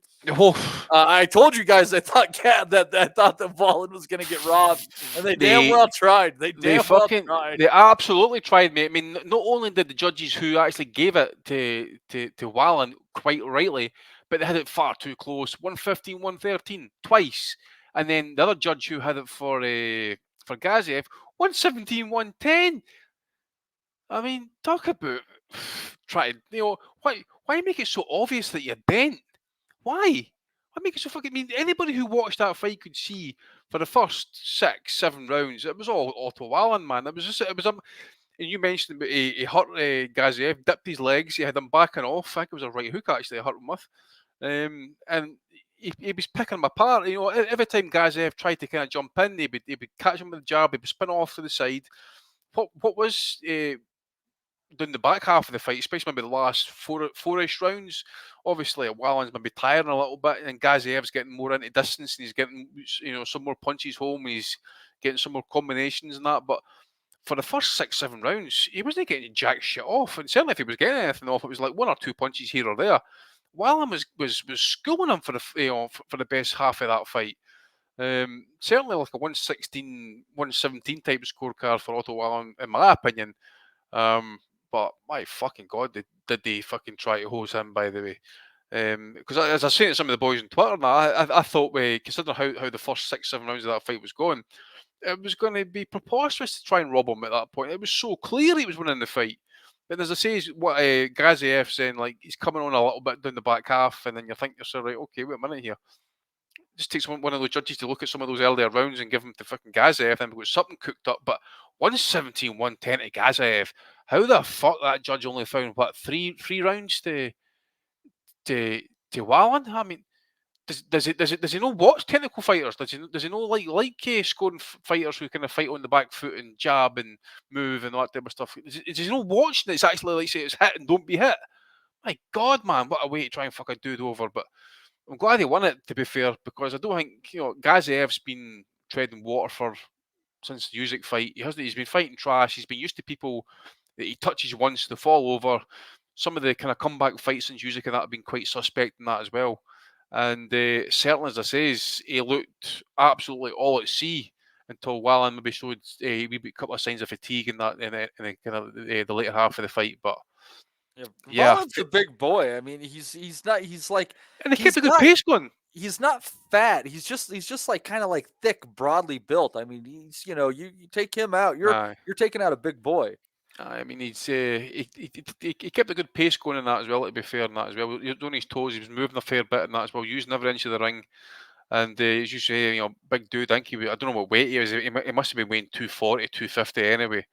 And Gaziev, he's probably at his peak in that, he's probably like 230 to be honest with you. So, but yeah, definitely Wallin won that fight, and a split decision victory is just when you look back at that in a few years' time, he's only got a split decision victory. That doesn't even tell the fucking full story, mate. He, in my opinion, bossed that fight for the majority until maybe the later half, where it's got a wee bit more heavier weather than that. But for me, Wallin won that fight easily. Yeah, I kind of thought that Wallin probably had about 7 in the bank. There probably about 3 swing rounds and 2 for Gaziev. So, like 115, 113 was about as close as I thought you could have reasonably come on that one. Rob Kelly is joining us. We'll get to Rob in just a second. Steve, why don't we wrap on your Gaziev Wallin commentary? Yeah. Well, I don't know. The biggest struggle was finding a stream, I think, and then an even bigger struggle trying to get it to hold off. I think the last few seconds it disappeared, and then we didn't see the scores, and we were starting to worry that there was going to be a bit of home cooking going on. The fucking was a bit of home cooking going on. I know we didn't know what was going to happen, but it wasn't that easy on the eye. I must admit, for long stretches, it was a fairly uneventful fight. Gassiev was he's fairly clueless, isn't it? Closing the distance for such a high level fighter. He was the beast of the cruiserweight division at one point. We joke he's been perennially 27. Whether he can come again, I don't know. He's been so inactive. It must be a southpaw thing. Lebedev gave him trouble. I think it was a split decision. Usyk absolutely led him a merry dance. Wallin as well. Then on Saturday night, give him trouble. He looks small and lean. Andy mentioned about the weight. Apparently, he came in at 215 last night, and he was 238 when he weighed in against Big Pudding Mike Balogun. So that's 10, 20, 23 pounds lighter. I thought that He looks slim, eh? Yeah, I thought he looked really slim. Very, very, very slim for heavyweight, and it definitely paid. Yeah, so he'd really shed about 20, 23, 24 pounds since he beat that other guy. But Valin's main jab was his weapon. Not everything he was throwing was actually landing, but he was just able to throw a couple of jabs. And then as Gassiev came into range, he threw the right hook just to spin him and then just disappeared off behind him and escaped. And it was just time and time again. Gassiev just wasn't able to deal with this until Wallin started to tire a little bit. It wasn't a great technical fight. I think Gassiev, to be honest, just what you see, he's pretty limited technically. I don't think he's ever going to impact the upper levels of the heavyweight class. He's not this beast that everyone's made him out to be. And as for Wallin, I don't know. It's hard to know. He had to take this fight. You'd imagine he'd get pushed up in the rankings. I think it was IBF, wasn't it? Hergovic had been waiting for an IBF shot for about 3 years. So you can see Wallin never getting a shot ever. What's he going to do in the meantime? Have to go out to fight another eliminator or keep on fighting 6-rounders when he's undermotivated? The heavyweight division is a bit of a mess at the moment. People just waiting years and years and years.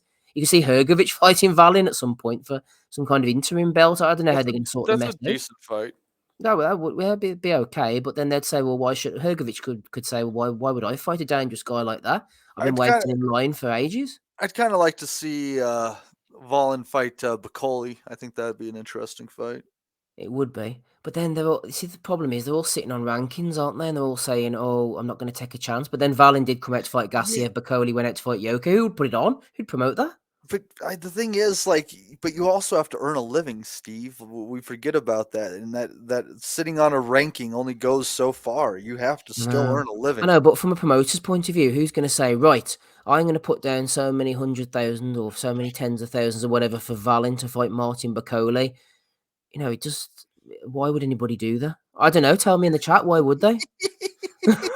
What's the benefit? Show me a graph of how and where this fight makes money. I need statistics. Yeah, it's I don't know about that. Wallin is definitely kind of in a no man's land. He's a good fighter and high risk, low reward, right? Just gotta keep working your way up the rankings and make it happen. Always working his way up the rankings. What rankings? I don't know. The sport, I probably don't even understand. Join us today, Rob Kelly. Rob, how have you been? Haven't seen you in a couple of weeks, sir. Hello? And now I can't understand. I don't know if you're going to be able to hear me shortly, and I'll jump back on. Anyway, I'll be back on soon. I'll be home soon. I'll be back on. Okay. Well, that was brief. Oh, man. Steve, I don't think they know how hard it is to host this thing. Like, at a moment like this, how do you keep up any sort of continuity? Like, what do you do? There is no seamless. No such thing. No such thing. Let's see here. Got a comment, or let's see here. Colonel Bob Sheridan. Yeah. Oh, yeah. Remembering that. Yeah. Bob Sheridan has passed away. I thought that was something more specific. The Colonel who was on the call the night that Buster Douglas knocked out Mike Tyson. The man who, using his Corvette, took out and killed 8 motorcyclists outside of Victorville, California. Passed away late last week. Definitely a legend in the boxing game and a character to boot. Andy, any thoughts on the Colonel? Well, yeah. I mean, obviously they kind of, remember that recent broadcast maybe last year with Paulie Malik Nagy. Don't know if the old man was pissed at the time or whatever, and that, but aye. As you mentioned, those motorcyclists and that, they'll be having a party that he's passed on. But yeah, look, he's one of the legends and that. I mean, they don't have like a heart attack or whatever, and then they checked himself out of hospital that same day, and then went away and done his job as an announcer or something like that. I can't remember what fight it was, to be fair, but he was there during like the golden years, wasn't he? He covered everybody: Leonard, Hagler, Duran, Ali. I think he might have even been in Africa the time that Ali beat Foreman. Who else? Four Kings, Hearns, as I mentioned, possibly in that as well. I think me and Steve did the punches for the past for Salvador Sanchez against Gomez. He was on the broadcast that night. But as we mentioned, I think he even did the rematch between Tyson and Holyfield. I think that was the fight that he had the heart attack apparently as well. So yeah, he's had a good innings though. 79-year-old or whatever it was. So fair play, RIP to the Colonel. Yeah, it rough time for his family, but heck, he got into his late 70s. Not a bad life. Not a bad life whatsoever, especially when you have those kind of experiences. So yeah, God bless the family. Wish you all the best. Yeah, hopefully let you drive the Corvette in the afterlife there, Colonel. Maybe not after what you did, but we shall see. But anyhow, let's see here if we had anything else. Do we have any questions or anything? Did not have any questions. Let's see here. So we didn't get a chance to talk about it a little bit, but it's interesting, Andy. If you let's just say that Charlo basically doesn't fight for a while and the belt's fractured for whatever reason. 54 you're talking about. And then Crawford moves up and has fights Canelo or does some crazy shit like that, leaving 147 fractured. What are some fights that you would like to see out of the makes, considering there'll be really 4 vacant belts going on? And if you go ahead and use your imagination for a moment, and I'll pull up some rankings. Well, obviously, I mean, we've already mentioned 2 of the names: Stanionis and Boots. That's a fight you want to see. Or when you want to see those guys active. Virgil Ortiz, I don't know what's happening. I mean, he'd be as well just writing that career off at this point. I just do not know what's happening with that guy whatsoever. He's just unreliable. You got Josh Taylor now up at 147. It would be interesting to see how he copes actually, because obviously he's losing a lot of his advantages coming up in weight and that as well. He's going to be fighting the guys roughly about the same size. And there's question marks now whether he's seen better days than that as well. He's had a kind of a long career. 54. Obviously, you got Lubin there last night and that as well. I'm still kind of like going through that fight at the minute. Tim Tszyu, we mentioned him. He's now been made up to interim WBO champ. You got Xander Zayas. I just pulled up the 68, sorry, the 54 rankings here. You got Xander Zayas. You got Takashi Inoue in there as well. Kurbanov, Madrimov, Fundora's been checked, hasn't he? Yeah, in terms of potential fights, there's nothing really kind of sticking out there for me. I mean, obviously, it's, depending on what Charlo does, I suppose. You got Josh Kelly ranked at number 1 there as well. I mean, well, so what's going on with the Mendoza-Tszyu fight? Because Mendoza is like an interim WBC champion, and then Tszyu is the interim WBO champion. And he's actually now been elevated. He's the full. So is that a unification? No, I think for what I can see on Boxrec, mate, that was just put down as a WBO world title fight. That happens next. I think it happens in a fortnight, 3 weeks' time. I think it is in Australia. Yeah, Mendoza fight. Yep. So interesting. So on that, so I think basically, so Tim Tszyu is the champion right there. So you could kind of go from there and kind of going through, looking at the rankings right there, based on who is PBC. I guess you could see Tszyu defending against Ramos. That's a possible fight. The IBF. God. Have you ever seen Bakram Murtazaliev fight? I'm trying to think if I have, Andy. I know the name, actually. I can't remember against you, though. Welcome back, Steve. Rob disappeared within 20 seconds. You really left me hanging there. Oh, sorry. This is terrible timing. It all just went to shit. It all went you to gotta shit. go. You gotta go, Matty. I'm telling you. So you have him at 1, Colque at 2, Jesus Ramos at 3 on that one. So I don't know about that one. Jack Colque back in the mix at 54, eh? Fucking That hell, just man. tells you all you need to know, that doesn't it? Yeah. Who's So, Murtazalia fighting under? I'm sure it's PBC, I'm thinking. I Give me a don't know, second. I'm going to pull up his remember. details if I can get them. Where is it? Sue's fighting Mendoza, isn't he, on the 14th of October, I think? Yeah, we already mentioned that. Okay, sorry. back And in Mendoza has a title, and Sue, haven't they both got interim titles? Is that like a unification? Yeah, well, Zhu's been elevated. He's officially WBO. Oh, is he now. right? I have Okay, the fair same enough. wonder about Mendoza's WBC. I have no idea. Aye, so that Murtazalia, mate, he's definitely mixed in with the Showtime crowd and that I see here with the last couple of fights he's been on the Showtime. Samson, Wikowicz and that. He's 21-0, 15 knockouts. But here's the rub. He's only been in one sanctioned 12 rounder over those 20 fights, and he went a distance with a guy called Jorge Fortu, 21-1. I don't recognise anybody this guy's fought, to be fair. I don't even recall seeing any of his pro fights. Maybe I have, but Charlo will drop them belts, I think. I think I've maybe know this name through the amateurs possibly, but I've no seen him. To be fair, I Charlo will don't drop them belts. I think they'll put Lubin in with Tim Sue at some point. I think that's what they'll do. I'm just watching Lubin getting tagged up against the ropes here by Ramos in the 7th round here. He's getting manhandled, man. He's getting forearmed and everything all over the ring. What would Zhu do to him? I know. They'd fancy that, though, because Lubin, they're happy to put him in, aren't they, now? They probably expected Ramos to beat him, and they're happy enough. I think they would put Lubin in with Zhu. I'll tell you the fight I like looking at this. Madrimov against Kurbanov. I like that fight. Madrimov, I'm not too high on, mate. Kurbanov's got his limits and that as well. But yeah, I take your point. It's no an elite fight. It's a trade fight, that one. It's a fun fight. James Metcalf is highly ranked with the WBA, and you've got Austin Trout at number 7. What? And Vito Melnicki at number 9. My God. Oh my God. When was the last time your man fought there? Trout? Aye. Did he not fight like bare knuckle recently? Yeah, something like. He was up for Bellew of the Week here because he'd done an interview with his top off. There you are. He's not looking in great shape, is he? Just hanging around with his shirt off, just chilling. As you do. As you do. Yeah, I don't know, man. Yeah, so a fight, I'm kind of looking at maybe what I might see happening here. I think Mendoza, basically, with that fight with Zhu, if it's not a unification, it's going to be a vacating the belt.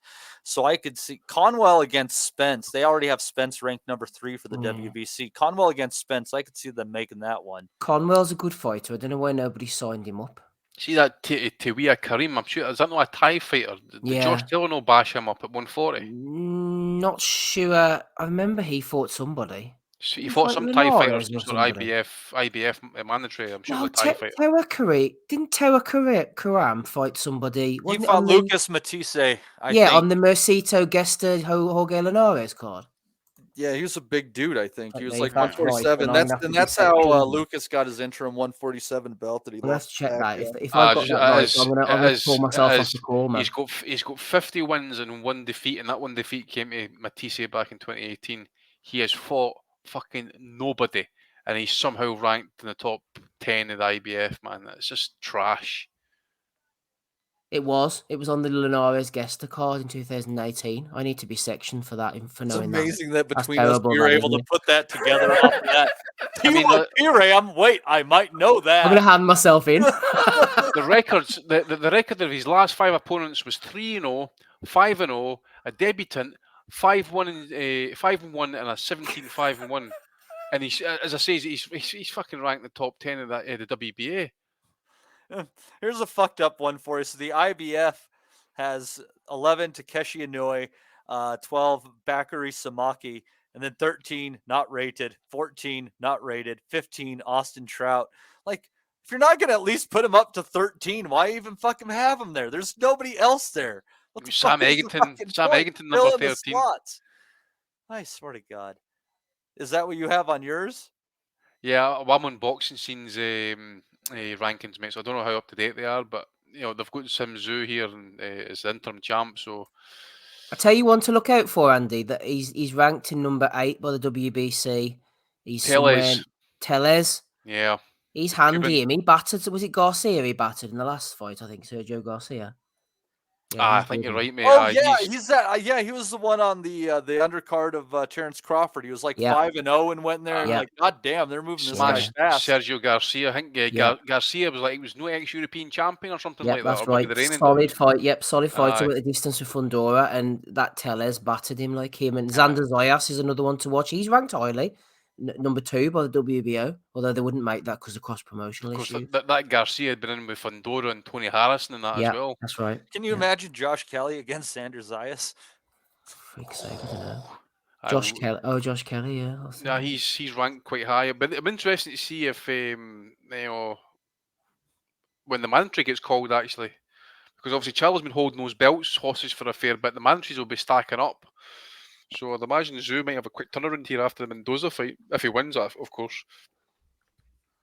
But you would think as well, maybe Mendoza would lose his WBC interim title because he's fighting for WBO as well, because you know how they don't like to fucking mix and match his belts and that, eh? I should unify them, man. So, anyhow, that was 154, and we sure broke new ground there with that discussion. Let's go to 147, assuming Terence Crawford vacates here. Right now, let's say that Amanda Stanionis will get elevated to full champion. We're going to take Virgil Ortiz out of the fold. That guy's not making 147 again. Quit having people in there. That's ridiculous. So looking at one interesting thing there, I think might happen. These rankings will obviously change. Ugas out at number 2 in the WBC rankings. Barrios was at 4. That will move him up. Currently 1 is Cody Crowley. So the fight we actually might see, Mr. Wellington, might be Cody Crowley against Mario Barrios, which I think is an interesting fight, actually. Barrios Crowley kind of just sneaking his way up the rankings there. And after his fight with the other Ramos brother, not too sure about his level. I think that could be a good action fight. Crowley does go there to swing.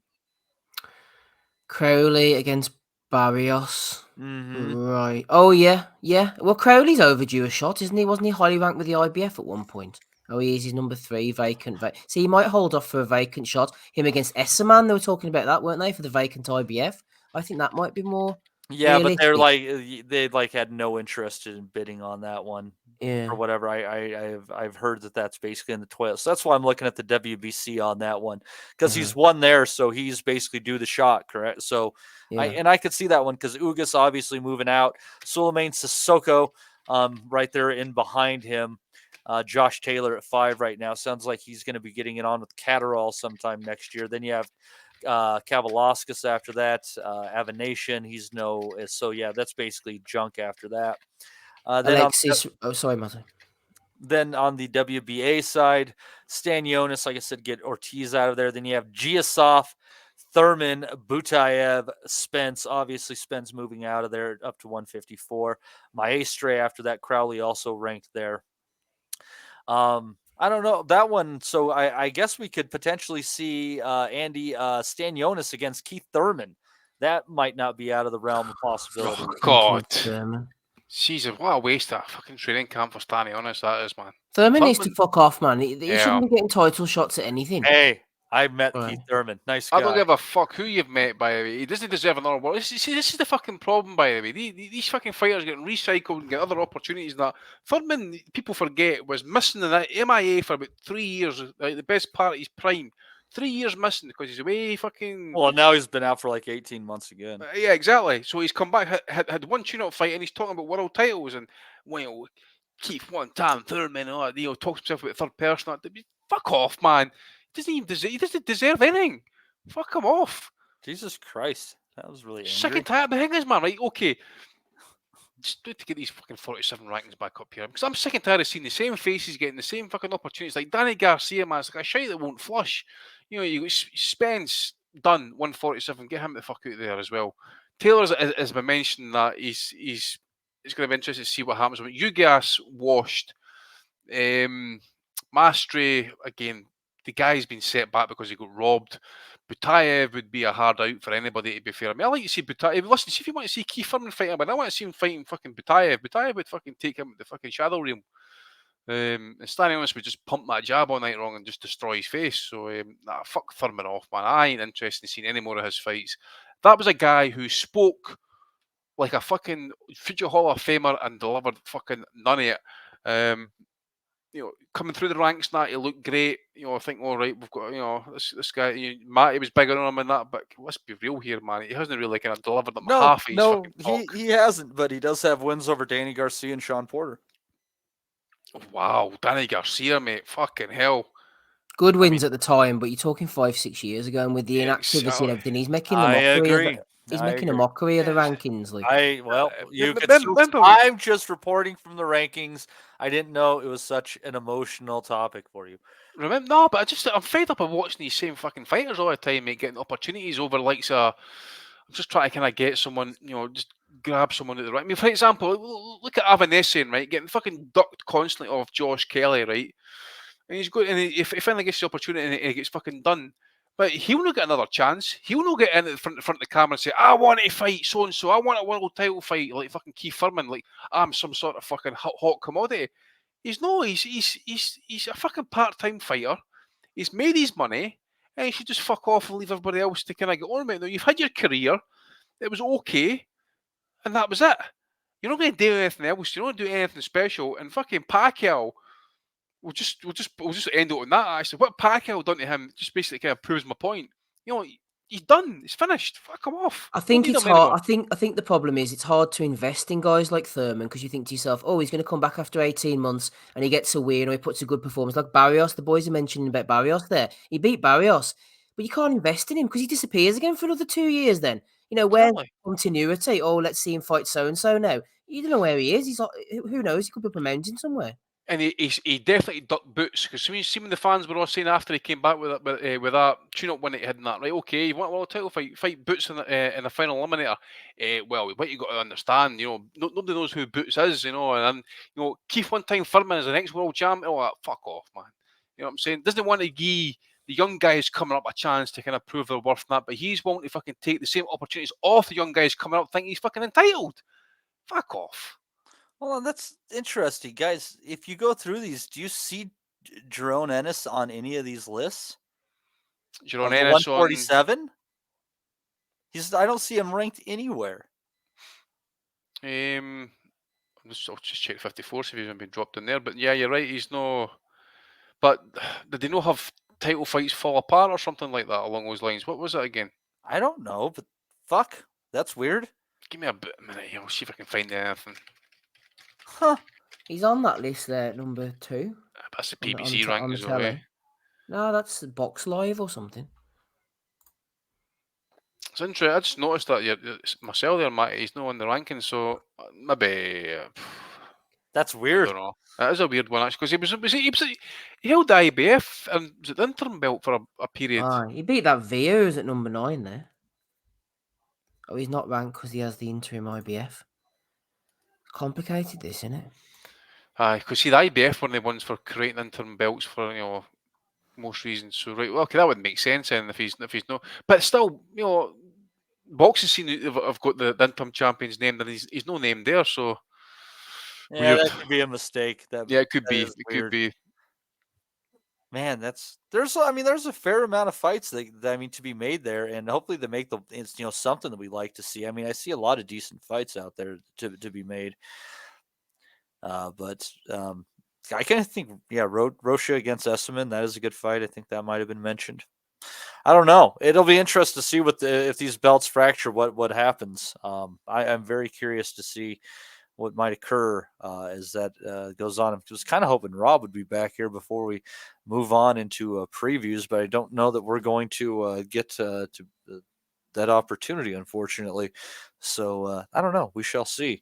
Let's get the old notebook out here and see what we have happening in the world of boxing. I know that there is a Pro Box card this Wednesday, but honestly, on paper, I kind of think, other than the main event, it was one of the weakest ones that I've seen up to this point.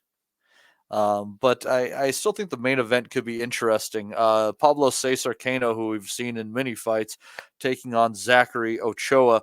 I think last seen losing to Brandon Leigh That's going to be a 140-pound contest. Like I said, maybe they changed some things up, but the other fights didn't look too good. But Steve, happily, we're going to have the return of one of our favorites in 2 weeks on a Pro Box card, Brandon Glanton. So not this week, but in a couple. He kind of got done wrong 2 times in a row, in my opinion, but that's neither here nor there. But so we got that going on Wednesday. Kano against Ochoa could be a good main event there. Yeah, that's not a bad fight, that, I don't think. Kano, fit me, he's been going. Didn't he beat Paulie Malignaggi a few years ago? Nah, he lost a split decision. Joe dropped him. He probably should have won that fight, in hindsight. I recognise the Ochoa name. He's turned up on a few top rank cards in recent years. So, yeah, that should be a decent scrap, though. Yep, I think so. So that'll get you through the midweek. And then Friday from Sheffield, going to have a card that's headlined by Reese Mold against Martin McDonough. Reese Mold recently beat Hamed Gaz, taking his O earlier this year. McDonough not so as lucky. One of his defeats coming to Harlem Eubank. Decent little domestic scrap there, Steve. Do you like that one? Yeah, I'm not sure if that's televised or not. Reese Mold, I think he's in the Josh Warrington camp, isn't he? He was being trained by Sean O'Hagan at one point. Yeah, he's a decent little fighter.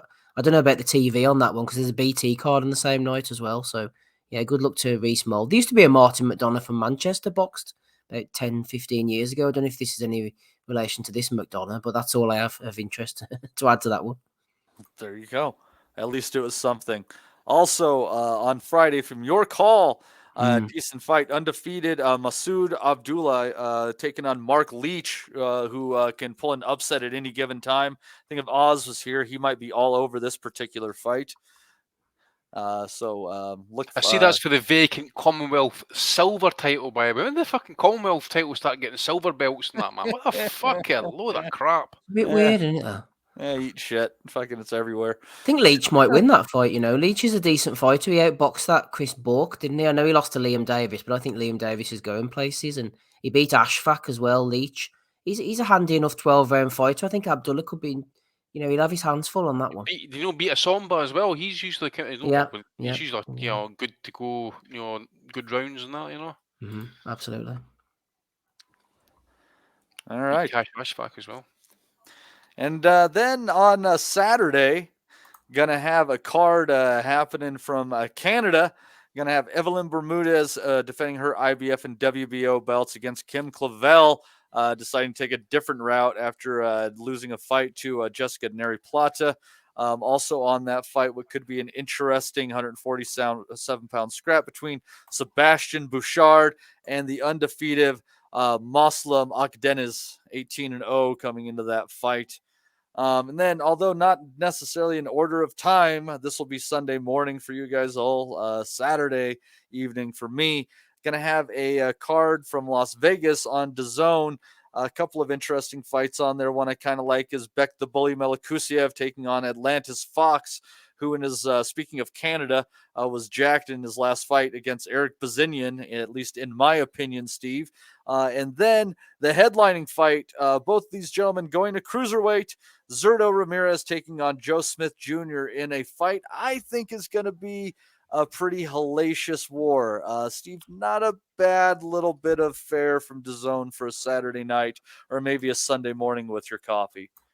Yes. De La Hoya. Fucking hell, Steve, man. What's going to make you have a shite mare, man? Fucking watching Turdo or having a drink of coffee? Yeah, I don't know if I share Matty's enthusiasm, but it should be a bit of a award. You'd expect Ramirez would win that fight. I didn't realise about Melikusiev on the undercard. Yeah, the Fox fight, I think he exposed Bazinian, as Matty mentioned. I thought Bazinian probably just about nicked that fight. But on the undercard, actually, there's a few prospects. Eric Tudor, I've seen him before. He's an Oscar De La Hoya prospect, one to look out for. Darius Fulgham as well. I like the look of him in his last fight. He can definitely punch. He's stepping up in class. And Daniel Luna. Oscar's got some decent fighters coming through. Melikusiev as well. He's on the rebuild after the Rosado loss. So there could be some decent undercard action. But as for the main event, I don't know, man. Ramirez has pissed about for so long. And Joe Smith Jr. feels like he's been recycled upon recycled upon recycled. It's just it's an easy main event to make. I can see why they've done it, but I don't know. It doesn't really get me going, like Andy says on a Sunday morning. Unfortunately, although it does take a bit more these days to get you going anytime. Andy, do you have any hype at all about this fight? Are you excited whatsoever? No, no. You're I mean, sad. I can remember sad. watching Turdo against Bivol, mate, and that was enough. I think we all said it at the time. Bin him off. It's been another career just of nothingness, basically, mate. I mean, even when he was champ at super middleweight, it was just crap to watch. There was nothing inspiring whatsoever about him. I mean, I can remember when he fought Arthur Abraham, mate, and it was a 12-0 decision, but that's a washed Arthur Abraham, like 50 pro fights deep.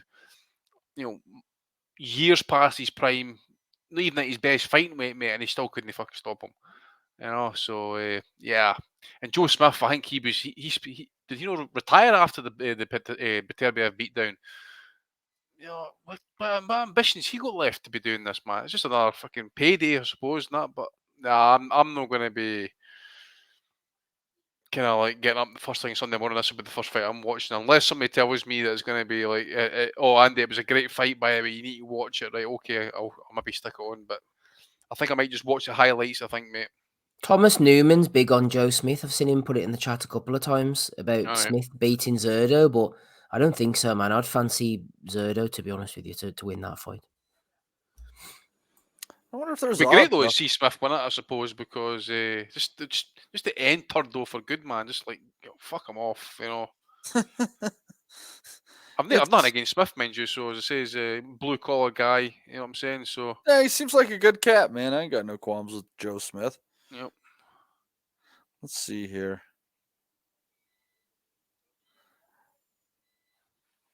I'm just trying to see if there's some odds up here.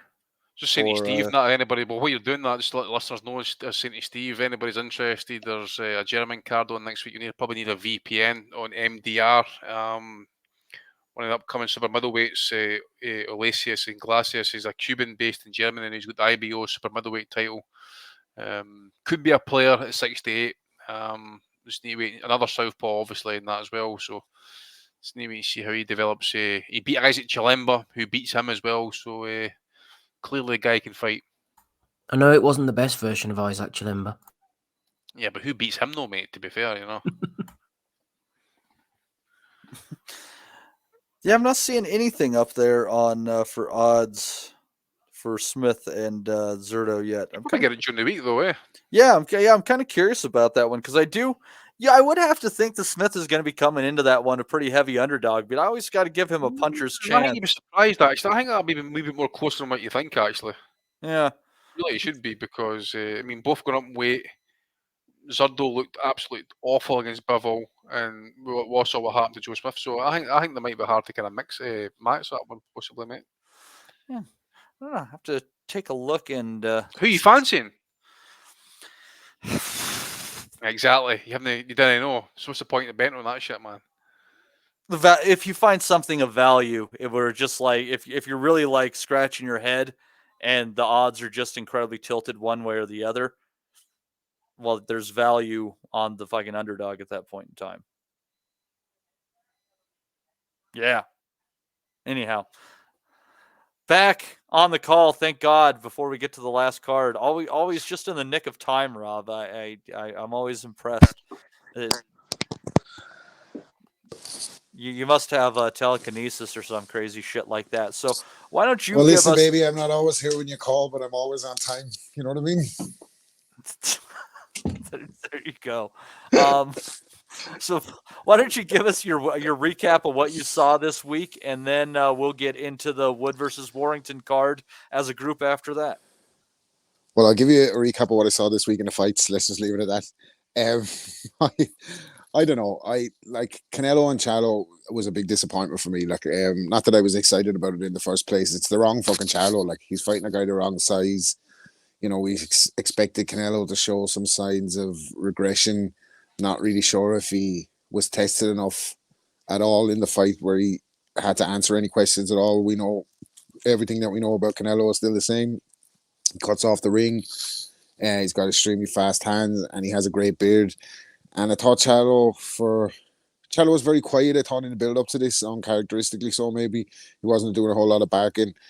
And maybe he was bet before he went in, but I expected him to give a much better account of himself and at least maybe have the willingness to go and try and firefight with Canelo at certain stages to risk it. Like, you know what I mean? He wasn't going to ever box his way to a decision against Canelo Alvarez. And in a lot of ways, then, is this just a bit of a con job? Like, not want to fucking, like, you know, discredit. I know there's 2 weight categories, but if he's going to go up and fight, like, I mean, you had examples of people jumping 2 weight classes, like even with British fighters, Brook and Khan, respectively, going up against Canelo and Triple G, and they went down on their shield. Like, you know what I mean? They boxed really well for certain parts of the fight, and then they got caught and stopped and devastated or whatever. But that was a kind of a mealy mouth performance from Charlo, I thought. Like, I mean, it's easier said than done as well, but I felt like he tasted the power earlier and he didn't want to know, just went into survival mode. I'm not sure how this fight ever made sense as a draw or as a spectacle or as a promotion. And I think it's Showtime just fucking throwing their hat in it, isn't it? And PBC, like, obviously Showtime is leaving boxing, and that's a poor fucking main event. Like, we haven't learned anything about any of them. The only thing I'd say making it interesting, and it's interesting only for the point of an event, and I'm kind of getting wary just talking about boxing shows that are big events, and it's this fucking Bud versus Canelo thing that won't go away, that was talked about on Joe Rogan now that Charlo's lost. And Crawford's made it clear Charlo fought scared. He's going to go in and, you know, he definitely fight a different way. But I think this is a bit of a fucking freak show as well, Bud versus Canelo. To be honest with you, it's not like a fucking fight. I would way rather see the Charlo versus Crawford fight at 54 and see if he become undisputed at 54. But he doesn't have all the belts at 154 now. All right, okay, all right. It's fragmented. Okay. He was, and Bud was laughing it off. He's chasing history, and that's the thing. Like, why not chase history? If he loses to Canelo at 168, so fucking what? You know, it's a 3 weight jump. That's huge, and I do tend to think he will try harder than Charlo. Yeah, but it's still going to be is what it is. I mean, I'm the number 1 Bud Crawford fucking fan. I should have a Bud Crawford podcast. I'm the number 1 fucking Crawford cheerleader rather in the sport, but I don't know. That's a bit of a freak show to me. I don't know, but I can see it being made, and that's the fucking funny part about it. I think that fight's probably going to be made. Wouldn't be surprised if some lads out in Saudi rock up with 100 million or something, or 200 million to put it on either. Like, I just wouldn't be surprised with anything these days. It seems to be event driven, chasing the revenue rather than anything to do with the sport. So I'm gone off on a bit of a tangent, but just that's kind of encapsulating my entire feeling about Canelo and Charlo. Was a bit of a fucking dud, like. Yeah, it might be. Did you catch your boy Otto? Big Otto Wallin, problem for anyone in the heavyweight division. I kind of favoured him to beat Gassiev, to be honest with you. I think Gassiev lost the fucking plot when he started getting tattoos of Jake Paul and all that, didn't he? I don't think there's any way back since then. And Otto's a big unit, man. And Joe Igamachi's a very good trainer. They seem to have a really good relationship. I was listening to the pod there when I was driving, when I tried to call in earlier, and I heard what you were saying about him. You know, who are possible opponents and fellas have to fight to pay the bills, and this is it. And Otto's in that position where he gave Fury such a hard fight. They wouldn't dream of putting him in with Anthony Joshua. You know, they talked about him as a potential Joshua opponent. That'll be the end of the Joshua show. I think Wallin, I'd favour him versus Joshua. He hasn't really got anywhere to go while the belts are being held up, so he's just going to have to wait to try and force himself into a mandatory position, which is not going to be easy. But in the meantime, I think he provides value against anyone in the heavyweights, and he's actually probably one of the better fringe heavyweights as well. And I'd say it will be tough to beat him as the more he goes on. Trying to think of how many, other than Usyk, how many southpaws Joshua's faced too. Was Franklin though a southpaw? Charles Martin, man, the king of them all. That's right. Walks himself like a god, man. You know what I'm saying? I won his title against the southpaw. However could I have forgotten that show? As hard as I might have tried. Anyhow, coming up to the main event of this weekend, I do believe the card, at least on y'all's side of the pond, that people are going to be most excited about. Also from Sheffield, going to have a big time out there. Constrain your drinking over the weekend there, folks. Constrain it. Going to be headlined by Leigh versus Josh Warrington, but let's go to the undercard first. Going to have Terry Harper against Cecilia Brækhus. Harper's WBA and the vacant WBO title on the line. Going to have a battle between undefeated featherweights with Hopi Price taking on Connor Coghill.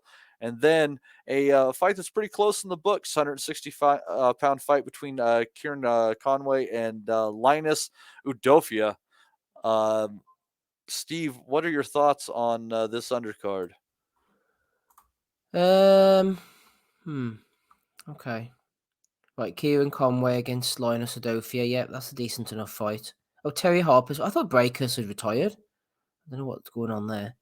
She has 42 now, but even though she's 42, I still think she's got enough to beat. Yeah, that's Terry what I was Harper, thinking. You think she knows enough, and Harper's okay, Yeah. but she's not great, is she? And She was she's got ice before. Brækhus as well. I mean, I remember being in Norway one Christmas that she'd been nominated like the sports person of the year for like the 5th year running in Norway, and that first female, I think, to be completely undisputed in boxing. And then the month that she done it, guess which female fighter was on the front of Ring magazine?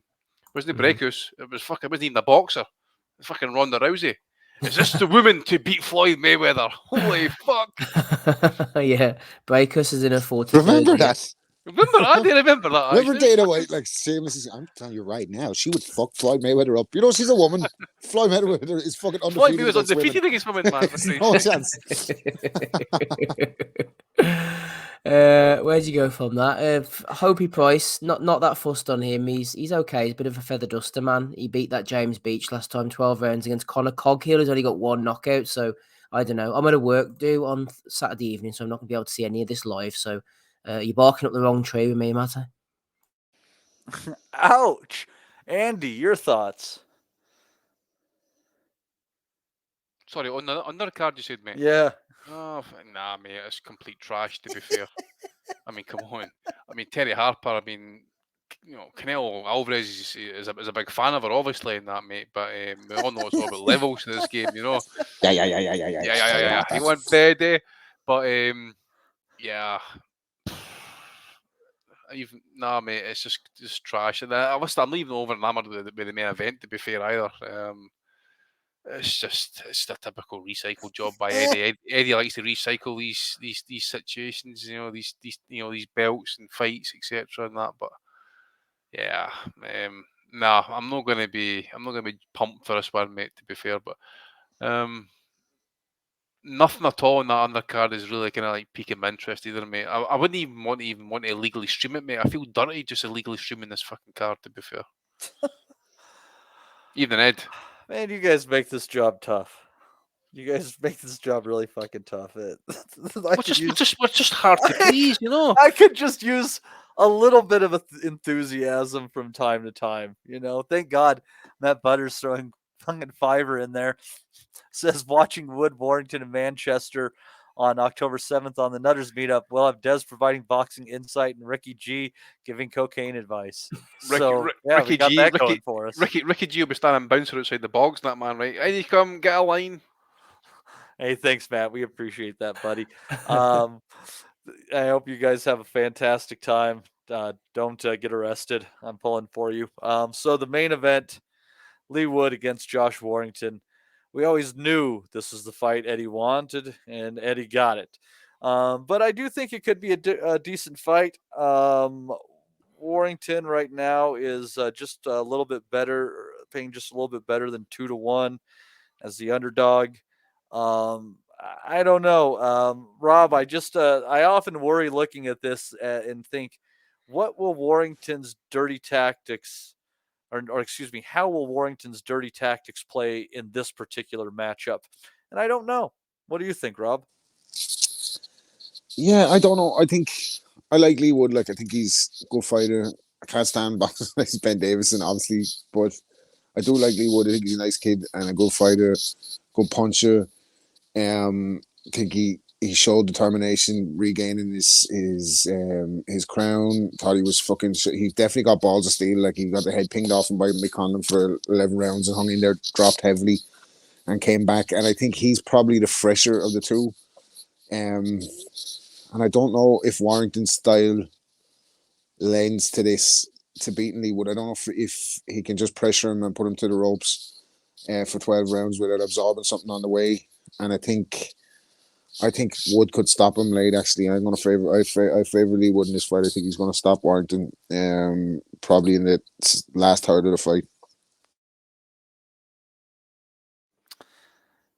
And Warrington he's a great kid. Like I like Warrington as well. I think he's a great champion. He's provided great value for his fan base. He fucking comes to fight all the time. He leaves it all on the line. But he is a fucking 35. He fucking uses his head, and his elbows, and he's a fucking. But that's his style, you know what I mean? So I always feel like that in boxing, if someone's fouling, you just foul them back. Like it's the way to do it. Like, but yeah, I think Warrington should probably have maybe too many outings at this stage, and mightn't have enough left to beat the fresher Wood this night. Like. Interesting. Let's see here. The looks like they're thinking it's a distance fight there, Steve, for this one. I don't know about that one for sure. I kind of agree with Rob, but I always just wonder about, what are the chances of a technical decision on a head clash above the eye and things like that. No, that's I think that too. Carry on, sorry. Early doors, please, Eddie. Yeah. Oh, fuck Eddie right off. Please, early doors. It would just be a terrible, terrible time. I don't know if this. Let's just say, dirty tactics aside, if a headbutt doesn't end the fight, everything kind of being on the up and up.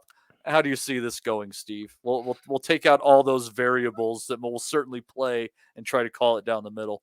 First of all, not even joking, I would not be at all surprised if it ended on a head clash or someone getting cut. And probably would, to be honest. You'd think he's a bit taller, he'd avoid it, but Warrington coming up with that head, it would not surprise me at all. Or if they has to fight with blood pissing out the side of his eyes for a significant portion of the fight, it would not surprise me. I think, if you go into the fight, leave the kids at home, it's going to get tasty. They even stoked it up with the promo, didn't they? The two hooligan sides going at it with like the scarves around their mouths. It was like peak 1990s British hooligan scene going on there. So it's going to be an absolute riot. I don't know how Warrington, I'm sure, is it a voluntary defense or something? I'm not sure the title situation's working because he lost the title, didn't he, to Lopez? Yeah, it's the IBF on the line. Warrington. Yeah. It's an easy fight to make. You can see why they've made it, putting these two together. As I say, it's going to be absolute carnage on the night. Wood's had a bit of a renaissance in his career. We've seen him being beaten in the past by decent enough fighters, but he's come back. The win against Conlon when he was behind was fantastic. I think he did a job on Lara last time. Very impressed. Lara was obviously dead at the weight. And Warrington just seems to be getting dirtier and dirtier, but I wouldn't be surprised to see Warrington win this, to be honest. I think they're pretty well matched, and if Wood can get on the jab and keep him at bay, then he'll have success, but Warrington will find a way in and rough him up. And yeah, I think the bet for me is either Warrington on points or more likely the cut will be involved in some way. Whereas Wood might get cut early and then they end up having a technical later on or whatever. But the ref needs to get on top of that straight away because it has become more of a theme. I know we joke, but Warrington putting the head in has become egregious over recent fights. It was a thing early on in his career, but it's become pretty much every fight. People are getting cut. And the knees and the elbows as well. It's heads, shoulders, knees and toes going in all the time on opponents. So hopefully the referee will be tough enough. But I fancy Warrington, to be honest. I think he'll win this. Warrington for Mr. Esteban Wellington. Let's see here. Andy, your thoughts? Pretty much agree with Steve, mate. I'm probably kind of going with either we get something shady like the head clash and we get cuts and it's forced to get stopped before we can get to a decision, for example, like a technical decision. But if we do get past that point, I wouldn't be surprised to see Leigh would win by stoppage, to be fair. Just a matter to see what Josh Warrington obviously has got left in that as well. But he's also intimidated. He's had a hard career himself in that, and does kind of fight as if he's like this big puncher. And obviously the Lara knockout proves that as well, that he can be hurt, and Wood's a big puncher. Obviously Wood's had his own issues and that getting knocked out as well, but I don't see Warrington knocking him out as such. I think it might just be the right time for Wood in that as well to try and get to him. So I would probably say definitely. I'm picking Wood anyway. I wouldn't be surprised to see the knockout, but either way, I think Wood wins. And if it was to do it by knockout, I think it would be late. Interesting on that. Yeah, you guys are going against The books who think this one's going to be a distance fight, God, I just lean at paying 3-1 for under 10.5 rounds and Warrington's head being part of the equation. That's a pretty good value bet right there. I have a hard time not putting a little bit of my winnings on to that potential shit show that always exists with our good friend Josh. It'll be an interesting atmosphere for sure. Where would the winner go from here, Steve? I kind of tend to think if Warrington wins, it would go straight into a rematch. Yeah, to be honest, I've no idea. The cut could cause a rematch more than anything. I was going to say, who are you going for, Matty? What's your prediction? I like Leigh on points. The winner has to fight Kiko Martinez, surely. And then the winner of that has to fight Luis Alberto Lopez. And then the winner of that has to fight Kid Galahad, I would say. Isn't that the way it's plotted out? And then Mauricio Lara, sorry, he has to fight Galahad in Eliminator to fight the winner of that. Sorry, that's the way it has to happen. Yeah, where's Mauricio Lara in all of this? That's a good point. That's a good point. I think this will be a good fight, but what do you think? Is there going to be think there'll be violence in the crowd as well as there in the will ring? be. But they'll be on top of it. That's one thing Eddie's pretty good at, if not stopping it, hiding it. Like with Frank, there's no messing about. You see it on the TV, there's chairs flying, full ruck. Eddie does tend to hide it, usually behind the curtains or the empty seats. But yeah, there'll be some fights, but I'd say the security will probably be on top of it because they're expecting powder keg. It won't be Bo Galotta levels, I wouldn't have thought. I had to laugh at AP's comment in the chat there about Sean Hagan flicking his fag at Woods Perm. Did you see it? Up like Michael Jackson filming the Pepsi commercial. Yeah.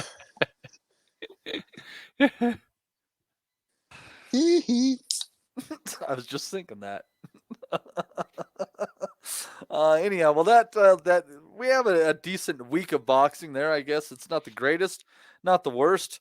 We will have things to watch, so it could be worse. Andy, did I miss anything? Is there any action you're looking forward to? No, mate. I think I mentioned that other card. As I said to you boys that last night, I mean, I didn't watch the Sky card, but I don't think we even spoke about it actually. Now I remember about it. But as I say to you guys, that why not watch a fucking free boxing show for wherever on YouTube rather than fucking pay a subscription and watch Sky, because you just get the same level fucking trash. I saw Mick Hennessy's daughter making her debut. I watched a couple of rounds. Apparently. Yeah, I watched a couple of rounds of that. What was that? What else was on that? Yeah, there was Caroline Dubois was on that card too. No, I didn't watch that. Sick. That was a terrible main event. That was a terrible main event. That was. Yeah, but as I say, isn't that? I mean, what was the main event in that one again?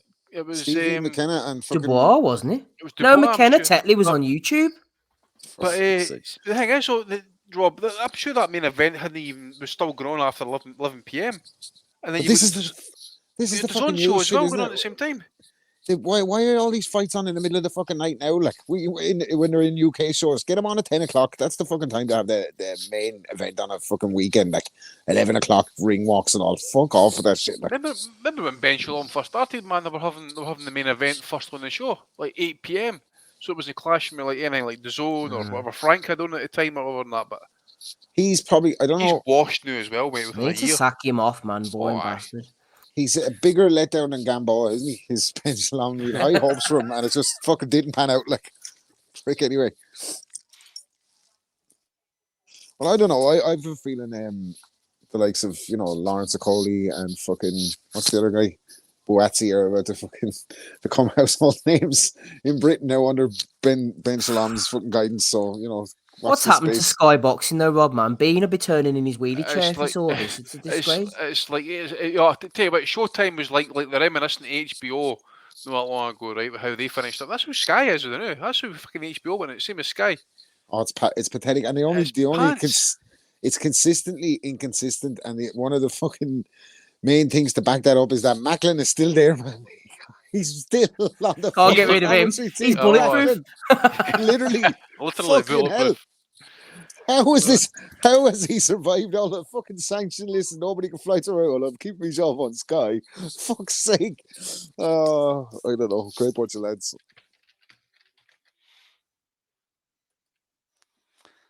Aren't they all? A bunch of fantastic lads. Well, our lads will be In For Sheffield, fuck's it sake, I'm only sounds after like- finding out now Beale got the sack. He just needed more time. What the fuck? What? Fucking that's after ruining me Sunday, that is. Beale! Run a Beale. I finally got my good news this weekend, mate.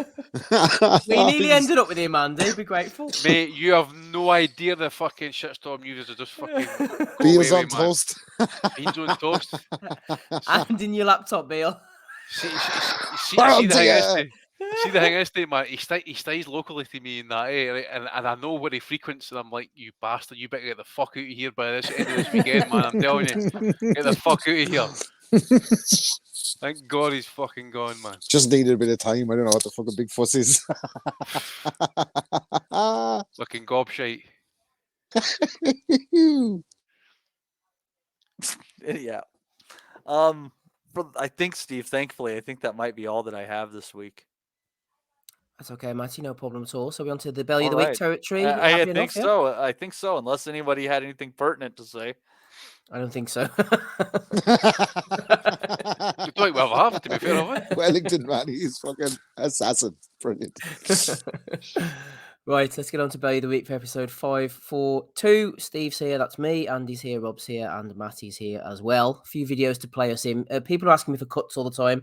The software that I have is just bollocks now. Can't cut anything, so there's a few I'm going to be missing out, unfortunately. We will touch upon them, though, including Frank Smith a little bit later on. But first of all, Brutalmente on Esto. Canelo was told that Ted the Atlas was slagging him off. Yes. He's learnt a bit of English as old Canelo. Let's have a listen now. Feel about Teddy Atlas saying that you are the most overrated Mexican fighter in history. He went on the rant. Teddy Atlas. What's that mean? He said you're the most overrated Mexican champion in history. He said that Salvador Sanchez. Boxeador mexicano. Más popular? Pero sin causa. Sí. Ah, fucking crazy that guy. and you think he knows boxing? Fuck. Canelo. I love Canelo when he talks in English, man. Fucking brilliant. He's a savage, isn't he? But I clearly didn't know what the word overrated meant, so I needed to get it clarified. He's like, fucking crazy. What is it with boxers that they just have fucking non-threatening voices? Like Canelo, if you heard him talking on the phone, imagine he rang you up and threatened you and you didn't know it was Canelo. Like, he's like, hey man, be the Mexico cabron. You'd be like, suck my dick, Canelo, get off the phone. You know what I mean? He'd tell him to light you up. I tell you what though, he had Messi shit in his pants during the World Cup anyway. Fucking hell. Fucking Canelo must have been on the sauce that night, man. He's fucking abusing Messi. He loves a drop, doesn't he, Canelo? He loves a drop of the juice. Oh, Yeah, I think he does, yeah. He puts his labours these days, isn't he, mate? Hasn't got that fucking red hair for nothing. There's fire in that blood, let me tell you. Yeah, fire under that dress, all right. Get the fuck out of here, man, okay? Yeah. You want bad eh? Oh, he loves the swearing, does old Canelo. Conor Ben, he's a good guy, you know. He's not a cheat. He says, later today, I'll be making a donation to the earthquake appeal. A lot of lives lost and many lives turned upside down. God bless the people of Morocco. A donation announcement on the people's hero. 20 quid. Just do it. I hate it. Oh, we donated to this cause because it's a cause. Just fucking do it. See, the more that's what I'm going to do. I'm going to find the first homeless bum in the street. I'm going to give him 10 quid. I'm going to post about it on Twitter, man. I make myself feel good because I'm a drugs cheat. That's like Ryan Deal tweeting, "Oh, I just fucking gave the lads $4.99 super chat because they fucking made a good joke." You know what I mean? Fucking just do it. We'll put that £5 super chat to a whole lot better use than most charities. Yeah, exactly. We get about the same return, 3%. Quick washing. Brilliant. They are. Andy will be giving 10 quid to Beale tomorrow. Oh, fuck. Stop it, Ben Russell. That's enough now. Absolutely no chance. Boxer size Beale. Fucking honestly, Beale the bum. If Andy had the choice, his choice, if you were going to give to a charity in his name, like give to the Scottish Independence Party, that would make. Why would you want to get to them, mate? They would just I know that you hate just them. That's blotting cocaine and fucking drinking it. And they might waste the rest of it. Exactly.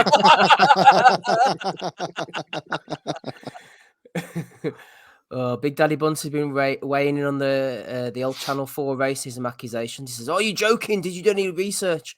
Did you use the team? They looked into Brand's behaviour. Comedy," says Bunsen. And Vanderpool reacted. He says, thought Big Daddy Lickarse might delete this, and so it proved. Steve not really reading the room here, managing to offend BLM and me too in one fell Did swoop. they delete it? Wonder what the Beeb will make of his comments. Yeah. Well, the Beeb aren't going to make anything of his comments for me. Have you seen some of the comments we play every week? no one's bringing old Bunty down. He's Teflon. Oh, sure, it's up to him. To be fair, nobody's paying us that kind of money. They have a lot more invested. Bunch's Teflon. Jay doesn't know. Jay can't.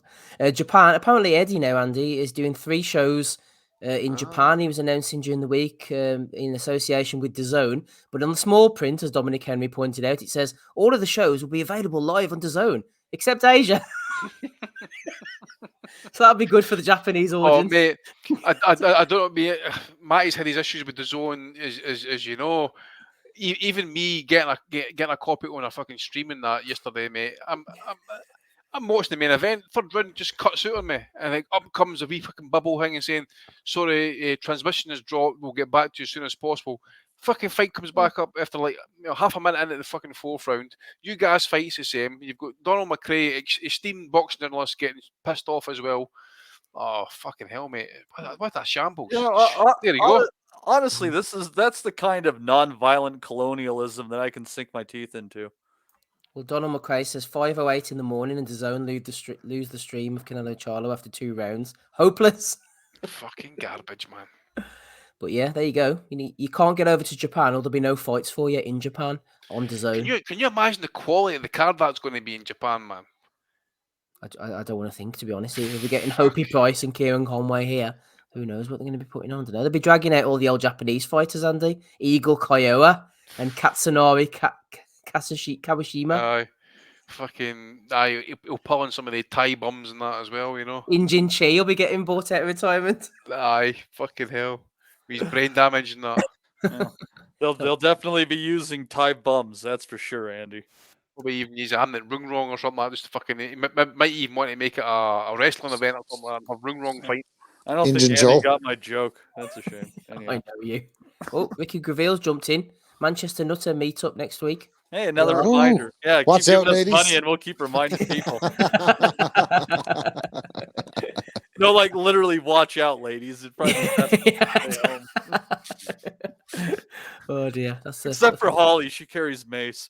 No. Yeah, she's going to need it. That's one less fiver in Ricky's pocket next week.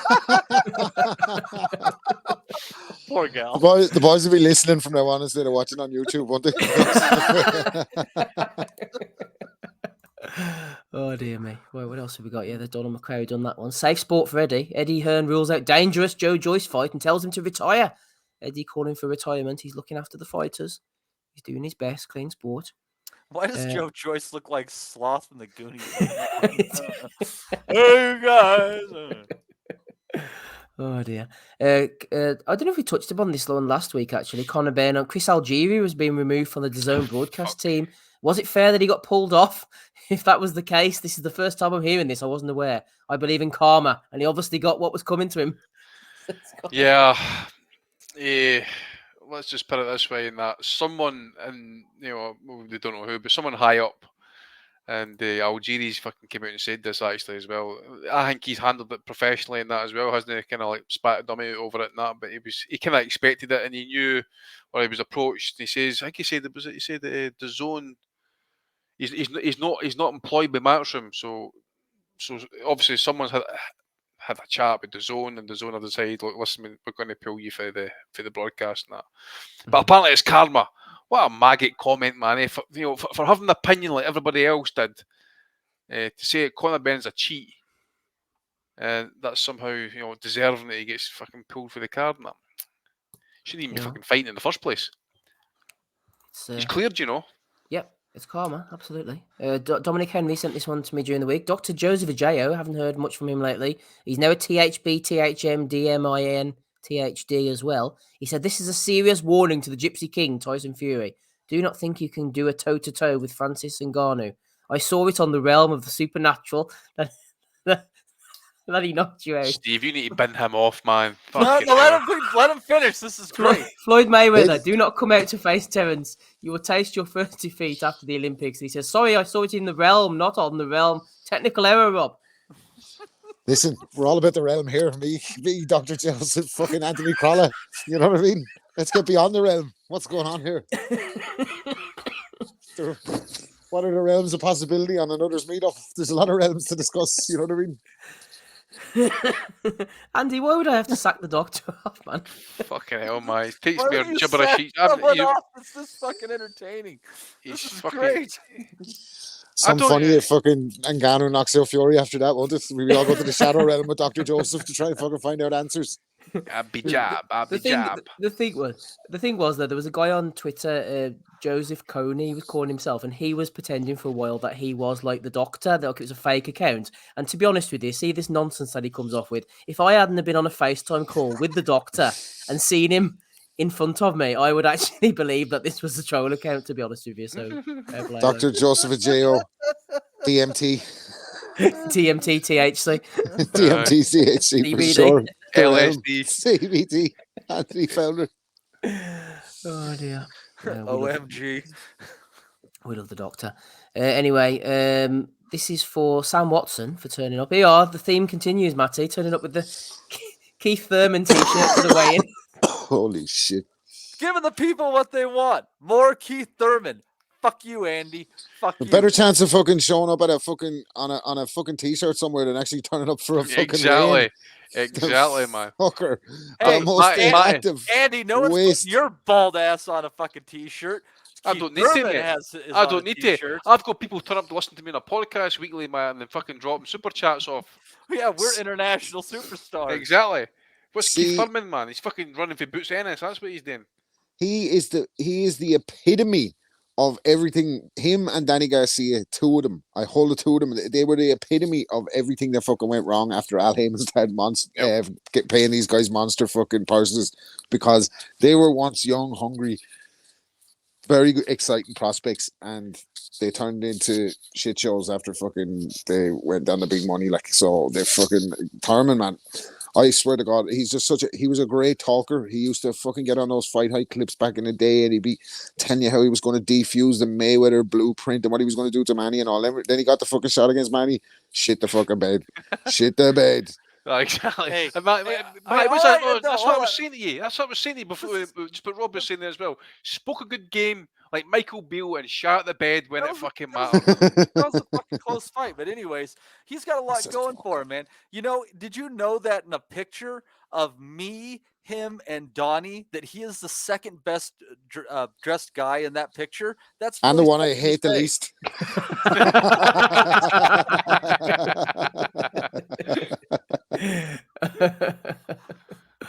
Oh dear, we love a bit of Keith Thurman. I love that Mark Stanton comment. T-shirt is closer to the ring than fucking Thurman. IFL TV, Eubank Jr. versus Ben, Fury versus Usyk, both touted to be on December the 23rd. Which one will you be watching? So there you are, you have to make a choice. Oh, it's a difficult one, like, you know. Make a choice between the two. Andy, bad news Yes. for you, I'm afraid. I hate to up? bring this to you on a Sunday evening, but I'm afraid I'm going to have to break it. Anthony Joshua's proposed heavyweight bout with Deontay Wilder in Saudi Arabia in January is off. Promoter Eddie Hearn says the fight could still happen. All hope's not lost at a different location. Sorry. This will be the Eddie Hearn comment that I seen during the week when he says, I think he asked the question about a contract or whatever, and he says, we've got an offer from Saudi, but no contract. Fucking hell, man. Has there ever been anybody that just cannot get one of these generational fights over the fucking line, man? Time and again, he fucking fails to deliver. And Uncle Frank's at the back making big dog moves, and he's got his feet up like fucking. He's got the cat's got the cream, and he's puffing on a big Cuban cigar, and Eddie's fucking raging. Well, did you catch Eddie's comment today? Actually, if the fight happens, it's like, oh, good luck to the guys, not, you know, well done, Frank, for making the fight happen, and blah de fucking blah. No, it's back to being the snidey Eddie. If it happens, if it happens, we'll wait and see if the money gets put up. Like you know, like for example, when the Wilder offer came in to make the 50 million, we need to see proof of funds, for example. All that snidey shit that you said in the past, fucking get it up. You and your wee fucking fat pal Frank Smith as well. You fucking prick. It's body shaming again, which I hate, obviously. I hope. Here's something by Eddie. I know you're listening, mate, but do me a favour.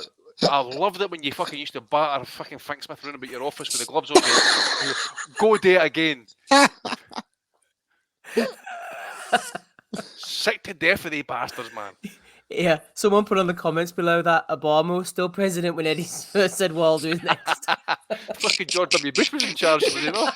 HW. Saddam Hussein was still alive, man.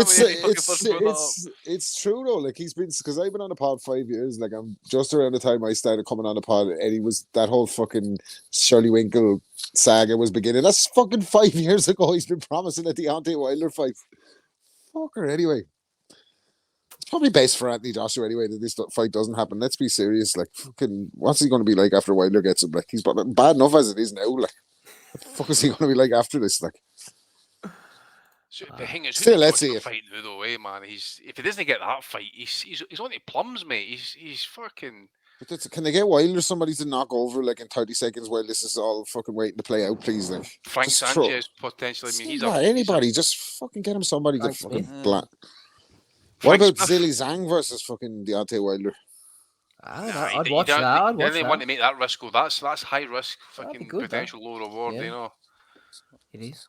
Well, talking of AJ, he's been keeping himself busy training with Ben Davison. He's been ticking over at the Ben Davison Performance Centre. Oh.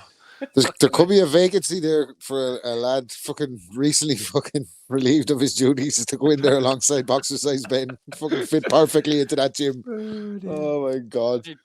Hey, Wellington's GOAT, what do you think of this news?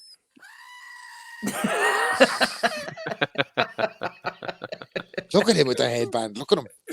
Oh, that was the Mexican. That's when he was with Devin Haney, was it? No? Oh dear. Yep, that's it. Exit strategies and fucking imagine trying to get out of that fucking place.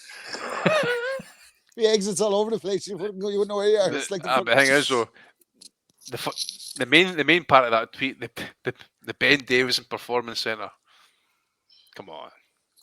I think that you can't just say like I have a gym. You know what I mean? Come on down to the fucking boxing gym, no performance centre. Ricky Burns opened up a gym at the weekend. They called it Mighty Rick's. Yeah, that used a wee bit of fucking nous, a wee bit fucking intelligence out of the man. Ben fucking Davison Performance Centre. Fucking hell. Performance centre. What a cool interpretive dance when you get down there and all. Fucking hell. It's where champions are made, Rob. Unrivaled analysis going on there. Exactly. Matt Butters just kind of call it a gym or anything like that, eh? Yeah. High Street Gym. No, I'm going to Ben Davison Performance Centre. I'm going to start calling my house the Marijuana Institute. It's like the fucking your man in fucking dodgeball with fucking. You know him? Anyway, forget it. The moment's gone. That's a little broad. I know the movie well, but that's a little broad. The fucker that had the gym, it was like a fucking high level gym. Globo Gym? Exactly. Yeah. Global Gym Performance Centre. Anyway, onwards to Data White. Chuckways just turned up, Robbie. See that Ben That was a bold move, Rob. I hope it works out for you. That Ben Stiller's an unfunny bastard. I hate him every time he's in that. Him and that Owen Wilson. Wankers. Like Owen Wilson and Ben Stiller. Used to be the MTK Performance Centre, says Johnny. They are rebranding. Of course it would be, of course. Grand opening, grand closing. And reopening under different management. Yeah. BLK Prime Centre. What was the other one? They had the Kinahans. It's not the Kinahans. Marv Nation. Disrupt Boxing. What was the one in Bayran called? MTK. Then Pro Bellum, wasn't it? That was the fucking boxing, yeah. Chaos in and out like a robbery. Pro Bellum, wasn't it? Fucking hell. Next, we're gonna have Antebellum. People on Disrupt Boxing contracts, like I've never even signed. I never even heard of them. How did I end up on a contract with them? Aye, fucking Those ones are lads, all of them anyway. Jarl love getting pulled for cards and that, mate, because he's got contracts tied up elsewhere. Yep. Dana White's been kicking off. He said, that's exactly the type of response I would expect from that weasel Espinosa. That scumbag has absolutely nothing to do with the success of Canelo, Garcia, Crawford. Those guys are megastars, and they're the ones responsible for driving the gates in their fights. For him to even try and take any credit at all shows you exactly what an arrogant, delusional piece of shit that guy is. For this clown to talk about levels is hilarious. The production of the fights on Showtime is an embarrassment, and I've been saying that forever. He's a little guy with a big yap, and he's a complete phony. I'm not at all surprised that is the end for them. It should have come way sooner. Sorry to see you go, Weasel. Enjoy your retirement. Jesus, fuck. I kind of love that about Dana White, that he rants like that as a company owner. You know, that way I kind of fucking love that about him. Like. I mean, Dana, can I get your honest opinion, please? No fucking problem. I'll give it to you right now. But for my liking, far too many people have publicly called Stephen Espinosa a weasel at this stage. There has to be something more to it. Like, that's fucking. Dude, I mean, Jesus Christ, Dana White in all of this glory and his baldness. I mean, he's basically like Andy with marketable skills. What I would say at this point is all boxing fans, enjoy it while it's here, because the death of HBO has left a fucking grim landscape, and the death of Showtime. But the thing is, Rob, that's Al Heyman who burnt money, and HBO, Showtime, and Fox have all pulled out of boxing now, man. So he's a common denominator here. They need to get Ben Shalom over to the States to sort this shit out. Exactly, mate. He'll fucking save some money. Eddie saw it in the future. If you're not on DAZN, there's just not going to be any fights for you. Certainly soon. If you're looking at boxing, you're not going to be watching any fights on TV. That's for fucking certain. What are we going to do on a Sunday night? Talk about VPN fights. Retire. I tell you, mate, we should just keep dancing until Eddie Hearn chucks it, and then we can say we fucking laughed. Finally say we won. We won. Resistance won. Fucking maggot. Might have our Sunday nights back. Who knows? Exactly. Anyway, what would that be like? I know. Could you imagine? Would they need to talk to anybody again in the rest of my life, mate? You took over. Yeah, never had a Sunday night for the last fucking 6 years. Mrs. goes mad at you every time you come on. Real Machiavellian fucking plotsters, like. Anyway. Yeah, take it. Come on, fucking take it back. Come on. Terence Crawford is not too impressed by Charlo last night. Okay, y'all, I'm over with Twin Charlo. He's no longer on my hit list. He went out there and laid down and let Canelo spank him like he was his daddy. With no type of resistance. Woo! Terence Bud Crawford, man. Cooking at the moment, is he? What are you going to do about it, Charlo? Nothing. When he did nothing last night. Glorious when he said that to him. Something like think you're next when he fucking drops Spence. What a fucking badass, man. Brilliant. Good for Bud. Bud is trying to get himself into those Canelo sweepstakes. He's going around with very floral shirts. He's telling everyone he's lifting weights and he's walking around at 180. So look at fucking, if it's going to happen, it's going to happen. I don't like it, like, but fucking I hope he gets his big pot of money before he retires, because he's the best in the world. Anyway. 100%. Talking to the best in the world, Matt Butters sent this to me. I'm not sure what the context is, but I said I would put it up anyway. Fuck off, man. Is that the Gad if he was a character in heavy metal? I don't know what's going on. It looks like a Pink Floyd cover, actually. Where is Matt? Matt, where are you? He told me, he tagged me in on this, and I quickly grabbed it without looking at the context. That's definitely a painting on the wall in his house, isn't it? Like the guy. Oh, aye. That's painted in his toilet. This is my spread love, not hate campaign. It's all about spreading love and not hate. All in all, you're just another man from all schools. It is a bit harsh. Des Boxing was kicking off about Tyson Fury this week. He says, I just had enough of him, to be honest. And then he put up this video. I can't see why Des has had enough of him. Actually, here, let's find out. Cool. Hi guys, Tyson Fury here. Got even more amazing news for you guys. We have sold out of protein bars. They are all gone. Every single bar went in the first day. To get your next lot, sign up to the emails to be in for a chance. Boom! I take it your stock, but they're all gone. You can't even get any. Get up! Well, that's a fucking lie for a start.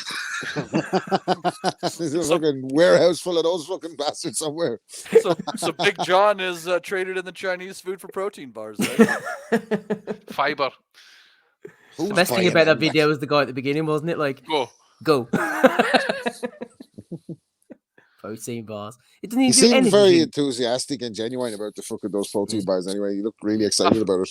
It was fucking we were kind of reminiscent of CM Punk wanting ice cream bars back at the WWE, wasn't it? I don't know. Are you into the wrestling, Andy? Nah, not really, mate. The old WWF days. Yeah, that was different days, mate. Yeah, that was good times back then. When you had the promos where the wrestlers like fucking out their nut and coke and that, man, and just doing these mad fucking promos, you can just fucking eyes popping. They were the days, mate. Your man Jake running around with the snake and all. Jake was going to say Jake the Snake getting these snake to fucking Jake the bite somebody in the Snake. arm, and that. Remember that? Eh? Jake the Snake cut the best promos. He was a bit dark, that guy. Like, Yeah, I think it was before. Maybe it was a match with the Undertaker that he had some absolutely fucking killer ones. I don't know. I'm trying to remember. Those were the good old days. Oh yeah, look at the picture. The lads in the chat have noticed the gad's got a lazy eye. What's going on? Who drew that? Devin Farmer. Devin Farmer won by knockout yesterday, by the way. Oh, that was some knockout too, wasn't it? Oh, it was like Steve. He needs to get on the fucking council specs, mate, with the wee eye patch that straighten that eye out a bit there. You know what I'm saying? NHS glasses. Exactly. Yeah. Oh, those are the days. A couple more for you, starting with Anthony Yard, getting the banter down on Sky. I want to fight in December, and then the big fights next year, Anthony Yard, and then versus Joshua Buatsi. I feel like it needs to happen. Hopefully he can get the victory, so it's a bigger fight. Or even Dan Aziz. Even though I know Dan Aziz is my boy, but again, business is business.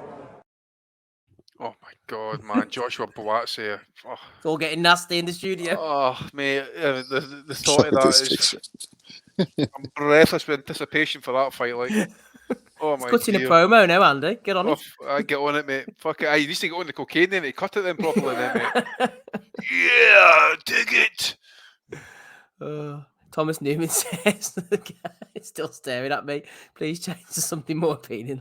Jimmy Savile or something like that. I'm going to leave that up just to annoy him now. Oh, no, I'm not actually. I'll put up a better one for you. Here we go. Here he is. Oh, here he is. Beware. It's none of your business, Andy. Everyone has seen this, I'm sure, by now. He had an absolute mare, didn't he, man? It's none of your business, right? Unless you're buying pay-per-views or subscribing to the Zone. That's the only time we want to hear from you, okay? Is when you're spending money. Apart from that, it's none of your business. We'll do the big boy stuff. You go off and build and work and stuff while we do that. It was a terrible look. I tell you what, man, right? I see my piece earlier on there, but you could actually tell when he was talking, you could see it in his eyes, man. He's like, I need to try and talk my way out, into an ending here. I need to end this fucking thing because he just didn't know how to fucking handle it, mate. He just went off. And the thing about him is that it must have sounded so much better in his head, mate, before he started speaking.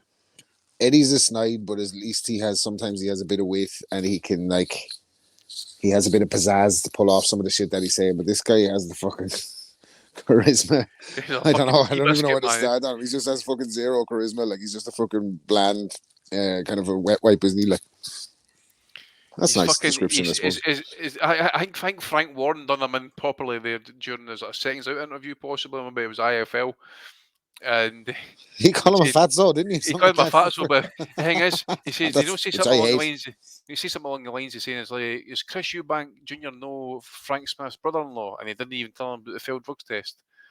Ooh, Frank lobbing grenades at him this week. That. And he pulls the big Frank. Sucking. He's just a prick, mate. Simon Jordan had him right. Now he's just a fucking T-boy, isn't he? Frank the T-boy. You just know Eddie had him in a fucking matchroom HQ and had him fucking battered over at a fucking boardroom table and that, smashing fucking yeah. We need to find the video of that again. No, mate, have you not seen the videos? Matty. The videos of him getting plowed on the table? It's in the boardroom, Eddie's like don't fuck out him with boxing gloves on, mate. Swear to God. That's what you need to do him again. Shut them a fuck up. Or sack him or something like that. Oh, yeah. He's doing good stuff, is Frank. Anyway, those are the ones that I've got. Andy, anything from you that you haven't already thrown in? Bellew saying that Jordan Thompson will learn from it and he'll come back stronger. He didn't say he showed he's belonged at that level, did he? He didn't get that far. Tough one for Jordan boxing last night, but he rolled the dice and went in against the best 200-pounder in the world. He will be back, I have no doubt. He has an unbelievable amount of mental resilience, and last night's experience will see him grow and learn. His time will come. And obviously the judges in the Otto Wallin fight, including the ones that gave the fucking cards to Otto Wallin and Eddie Hearn for saying that they had an offer from Saudi Arabia for Wilder against Joshua, but no contract, and then on Uncle Frank turns round and just drops a dime. And the one for Derek James and that as well, mate. I mean, another victim of Trainer of the Year, and he's had 2 massive L's this year. So, Well, 3 if you include Frank Martin, I suppose. I know he Frank, won, yeah. that as well. So, yep. One for Derek James as well, mate. Good stuff. Rob, anything from you, please? Oh, yeah. Ooh. 50-0.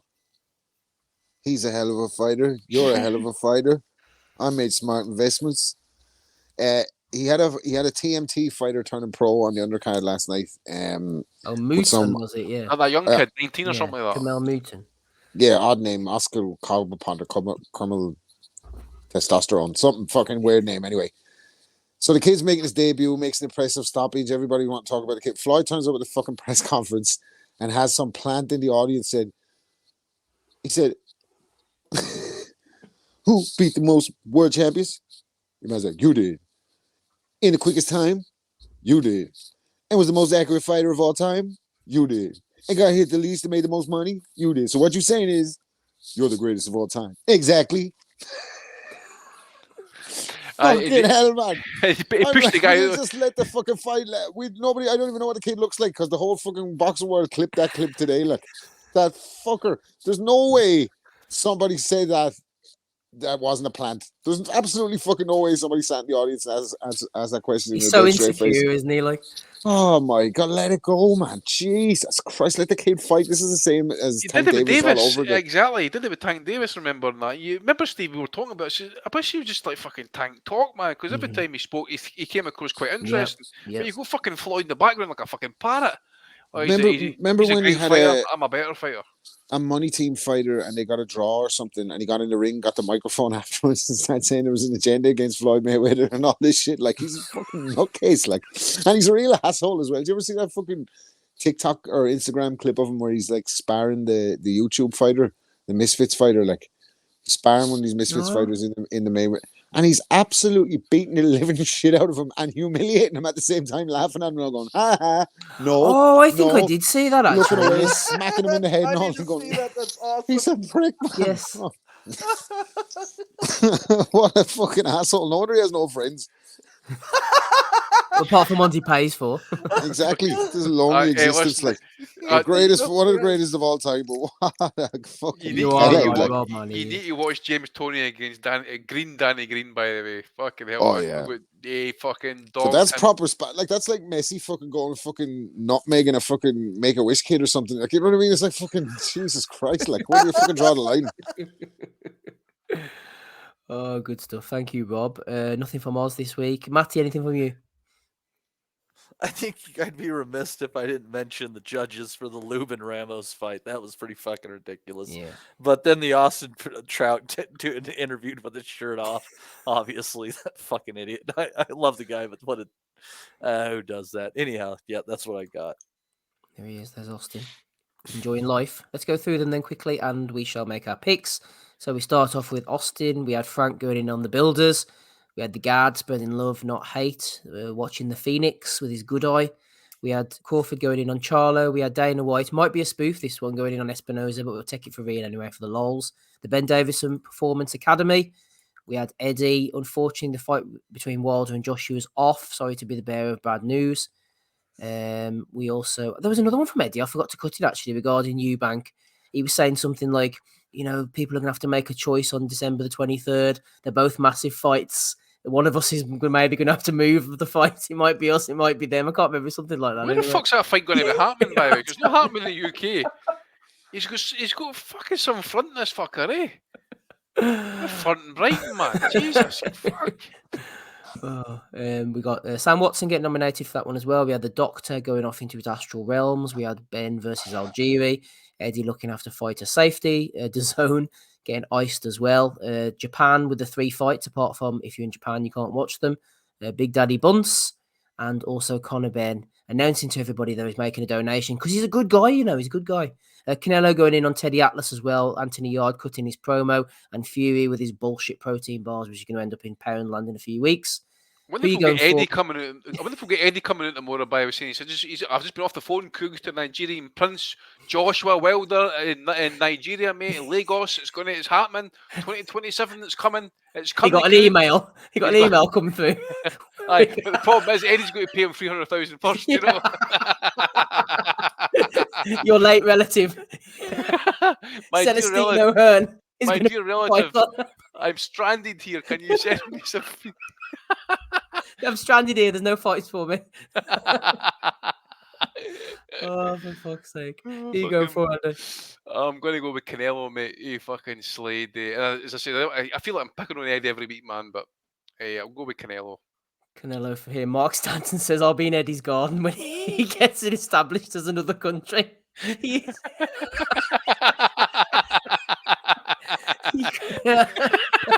When's he going to apply for? Eternia. He's going to apply for a fucking, like, I don't know what they call it, an embassy license or something. Yeah. A micronation. Oh, that's a good one. That is. There's a lot of micro going on there. Okay, Canelo for Andy. What about you, Matty? Oh, I think I got to go for the good doctor and his fucking ayahuasca-inspired rant. Okay, one for the doctor. Rob, who are you going for this week? Floyd Money Mayweather. Okay, it's going to be a four-way tie. I'm going for Frank Smith and his attack on the Builders then. So one for Frank, one for Money Mayweather, one for the Dr. Joseph, and one for Canelo as well. Congratulations. The quartet of Bellew of the Week winners. That's at Mount Rushmore there. Steve, I just seen 8 people. Edstein's Island. Edstein's Island. That's rough. Fucking savages. A 4-way draw. I mean, that's kind of like a couple swap where nobody comes. Jesus. Oh, man. Congratulations, you lot, for the Bellew of the Week episode winners, episode 542. Just before we get out of here, there were a couple of super chats. Let me just quickly shout them out. Matt Butters has thrown in a $5. Thank you to him. Richard Graville, MTK Enforcer, has thrown in a $5 as well. And shout out to Chappie, who joined us over at patreon.com/Boxing Asylum this weekend. And just quickly, Matty, before I pass over to you as well, I don't know if we're going to mention this, but RIP to the Colonel Bob Sheridan. I should have pulled out the clip, shouldn't I? Well, could have pulled out many clips of the Colonel, to be honest, off the old drive. But he was a character involved in a lot of big fights, and obviously it's sad to see the Colonel pass from this realm onto the next. That Polly Malin I just seen, we'll never forget. Yeah, I should have got that one, shouldn't What age was the Colonel? 79, I think. Not to complain about then. Like, is this? He had a good innings, didn't he? To be fair. What do you want, or is it? It's conspiracy, Rob. Those bikers got the last laugh. Anyhow, 79 cut down his prime. He had so much more to give. Anyhow, I'd like to thank Steve, Andy, and Rob for hopping on with us today. I'd like to thank everybody in the chat who wandered through, and everybody in the Nutters group. Remember, we have a new season of the Boxing Nutters Prediction League starting up, I believe this week or the next. So if you join up with the Patreon, get in the Nutters Messenger group, you can get in on that action. If you who won? Sorry, Matty, do we know who won the? I haven't checked. Damo wasn't Damo was doing well, wasn't he? I think it might have been Damo. Captain Casual. Yeah, I think he had a perfect week, so I think he very well might have done it. So we'll get Joe can confirm that for us. Yeah, well, congratulations to whoever that person was. Rob,